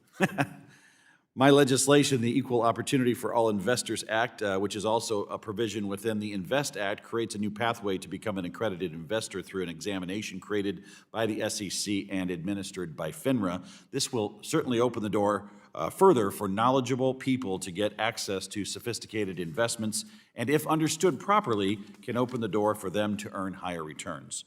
Next, I'd like to discuss an issue that I've heard has become a significant problem from businesses in my district in Nebraska. In recent years, there has been a growing and troubling trend of sophisticated third-party litigation financiers, many operating from foreign jurisdictions, backing predatory plaintiffs' lawyers to bring baseless claims against U.S. public companies. I've heard about this issue from trucking companies in my district and from insurers, but I think there's an interesting tie to our capital markets as well. These foreign investors are participating in our capital markets and may have access to non-public, case-specific information about the litigation they fund. A bipartisan House Select Committee on the CCP report warned that foreign actors could use litigation financing to gain access to sensitive IP and other commercially viable information. It follows that litigation funding also presents the potential for market abuse if litigation-related financial interests are used to inform hedging, short positions, or other trading strategies tied to the outcomes of material legal proceedings. Mr. Chairman, from an investor protection and market integrity standpoint, does the Commission have specific concerns about potential intersections between litigation finance and trading activity? Well, just speaking, personally, I do have, troubles with that, and I know there are ethical issues as well that have presented themselves over time. So, whether or not that falls within our bailiwick or not, I think it bears some, attention. Has the SEC under your leadership considered maybe, the ramifications of these third-party suits? Is this a conversation that's happening at the SEC? Well, I'm happy to begin it. I haven't, I think that's, like I said, I think it's an issue worth addressing. And just to give some context here, we are in Nebraska the home to some very large trucking companies, and tort reform is dearly needed in the American Southeast. But when you've got a foreign growth fund funding a plaintiff's lawyer to go after a trucking company and get $1 billion for a fatality, which is terrible, should always be prevented, it is really making it hard to do business in America and move the things the truckers move. So I appreciate that. I think there are a couple of potential bad outcomes here from a national security perspective, and I wanted to use my opportunity today to put this on the radar. Number one, as the Select Committee on the CCP report indicates, it's possible that foreign entities could gain access to U.S. intellectual property as part of a civil suit. Number two, it's also possible for any foreign entity to use our legal system to try and delay the release of a new product or service in order to give a foreign competitor more time to get their products out there. So with that, I yield back, and I recognize the gentleman from California, Mr. Liccardo, who is now recognized for 5 minutes. Chairman, thank you for your testimony today, and thank you to the chair. I represent a good part of Silicon Valley, and I know you're very familiar with the importance of capital markets there, both public and private. And certainly there are great concerns, and I appreciate you are addressing some of those concerns about the challenges particularly for early-stage companies, to be able to go public. And certainly I've been working with colleagues on the other side of the aisle as well, and for example, extending the ramp for emerging growth companies.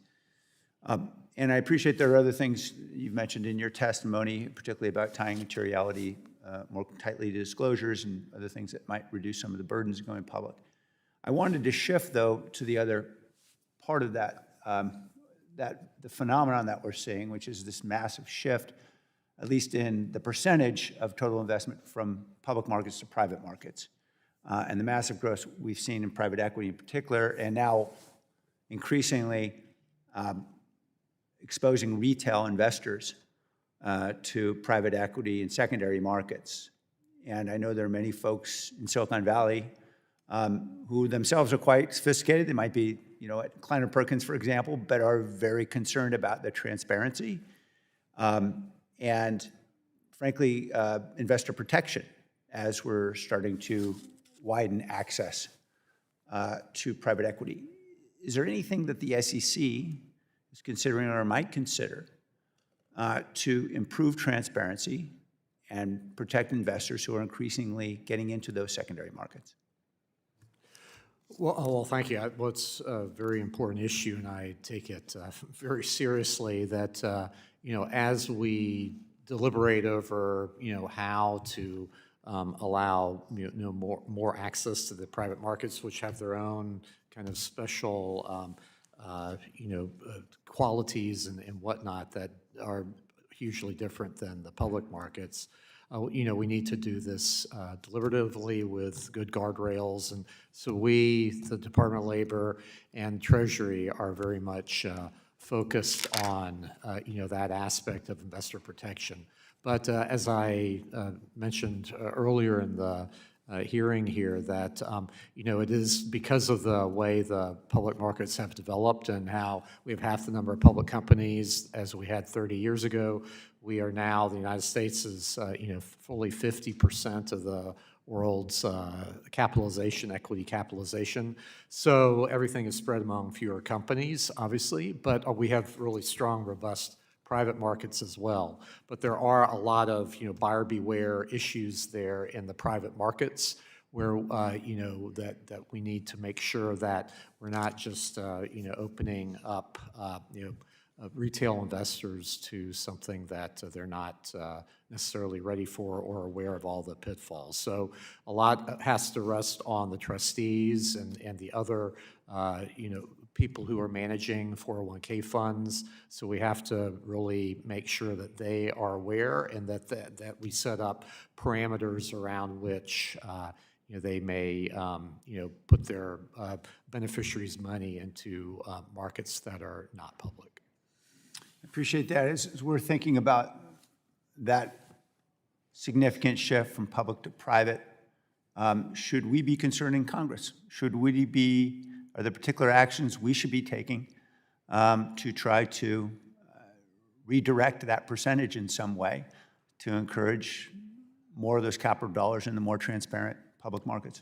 Well, I don't know. I mean, I leave that to you, but ERISA is a very strong tool, actually, and so that's why the Department of Labor is central to this, and I know they take that very seriously and the standards under which trustees, are bound, and so I think that's, that itself is a good tool that we have to try to then, put in the proper guardrails.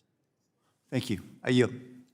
Gentleman yields back. The gentleman from Pennsylvania, Mr. Muser, who is also the chair of the Subcommittee on Oversight and Investigations, is now recognized for 5 minutes. Thank you, Chairman. Good afternoon, Chairman. Nice to have you with us. So I'd like to focus on capital formation, how the SEC can ensure our public markets remain the strongest in the world for companies looking to raise capital. The INVEST Act, I think, as you know, is a strong step in that direction, reducing such barriers for small issuers, strengthening private markets, and expanding capital formation opportunities. Under your leadership, working alongside the President Trump's pro-growth agenda, IPO activity rose nearly 50%, increasing from 154 offerings in 2024 to 226 in 2025. So that's, of course, very, very positive development. On January 28th, I'd like to ask you this question. we sent a letter requesting any recovered deleted text messages from the former Chair Gensler. This request stemmed in part from Chair Gensler's well-known lack of cooperation with this committee. These texts are of significant interest to our oversight work to fully uncover what was deleted. Can you comment on the current effort? Well, we are actively looking to see what we can do to reconstruct, the missing data, because obviously there are statutes and other things that require us to keep that. So we're working on that, and I can keep you updated. Thank you. I appreciate that. As you well know, the Consolidated Audit Trail, or CAT, is the massive trade tracking database the SEC mandated exchanges and broker-dealers to build. Many Republicans have serious concerns about the scope of data collection and the privacy risks posed by such a large centralized system that collects investor data. Does the SEC believe it has or should seek authority to reimburse the industry mandated to fund the CAT or eliminate the system altogether?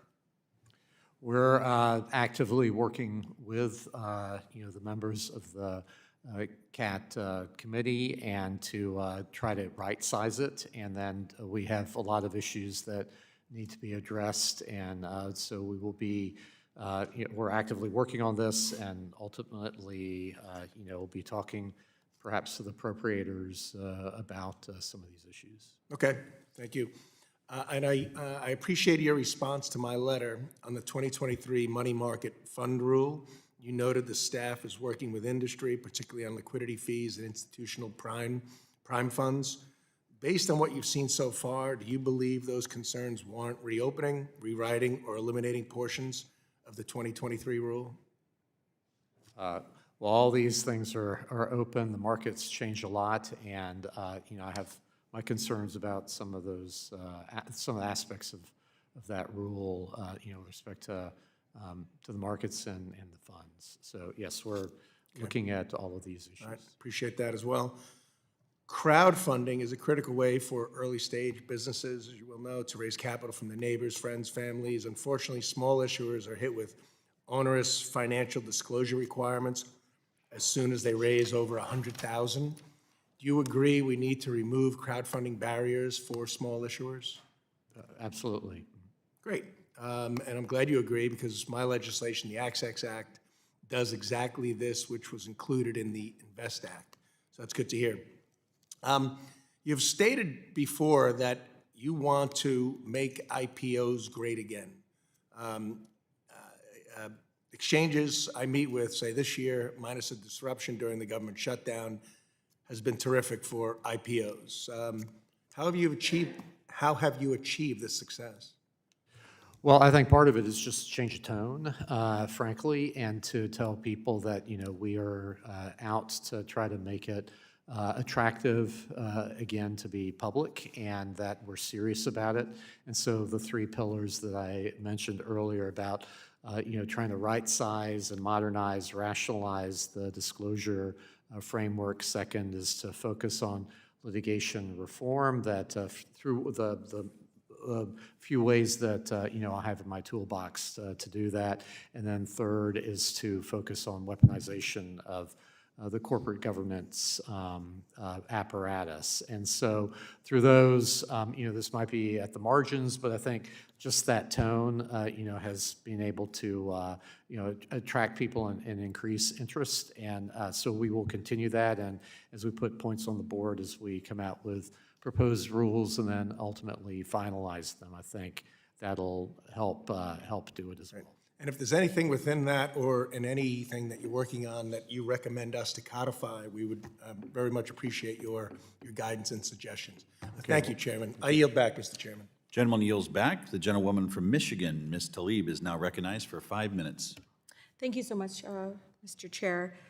Chairman Atkins, is it a coincidence that only weeks after Trump family-owned World Liberty Financial launched its stablecoin, the SEC's Division of Corporation Finance that oversees released a statement declaring that stablecoins are not securities? I don't think one has to do with anything with the other, but the stablecoin aspect came from ultimately from the Genius Act, obviously, which took Yeah. stablecoins out So of. no coincidence. Let me tell you why my residents think it wasn't a coincidence. During the 2024 election cycle, nearly half, Mr. Chair, of corporate spending came from crypto industry. Did you know that? Half of corporate spending came. It says nearly half of corporate spending came from cryptocurrency industry, the crypto industry, into the 2024 election cycle. Did you know that? I'm not. Oh, yeah, I can share with your team the report on that. So crypto intervened in dozens of elections across our nation, spending more than banks and oil companies. Experts have called it, quote, one of the most aggressive corporate spending sprees in modern political history. Fast forward to today, Mr. Chair, and the SEC has dismissed, right, fast forward, dismissed or stayed enforcement actions against major crypto-related donors or supporters of President Trump, such as Coinbase, Kraken, Binance, Justin Sun. The commission has seen a significant reductions in staffing, of course, right, with perhaps 1 in 5 staffers leaving. Whistleblower awards are down dramatically, and policies are issued without allowing public comment. Do you see what I'm saying here? And the SEC has basically stopped its enforcement efforts in favor of regulation by the CFTC, which has far fewer resources and staff. So my residents are asking, is this a coincidence? I don't think so. And I said, Mr. Chairman, you know, out of all due respect, I hope you understand the incredible importance of your position. Because it looks to me like cryptocurrency is getting a tremendous return in its political investments. I can't fault anyone who thinks your agency is bought and paid for, especially my constituents and residents that watch, again, how the current administration is, you know, violating Emoluments Clause and so much more in regards to running the business out of the Oval Office. But other things are, and I don't know, you answer this question, you know, folks are listening. So is it a coincidence that Trump pardoned the founder of Binance, who was convicted of money laundering, and now Binance holds roughly 87% of all Trump stablecoins in circulation, worth $4.7 billion? Are you aware? Well, Madam, we follow the law as far as the actions of the Genius Commission, and Act. we take our duties I see. seriously and on enforcement, investigations, and rulemaking. But why, but Mr. Chairman, why, after Justin Sun invested $75 million in Trump's World Liberty Financial, did SEC drop its civil fraud case against them? Well, I can't address any particular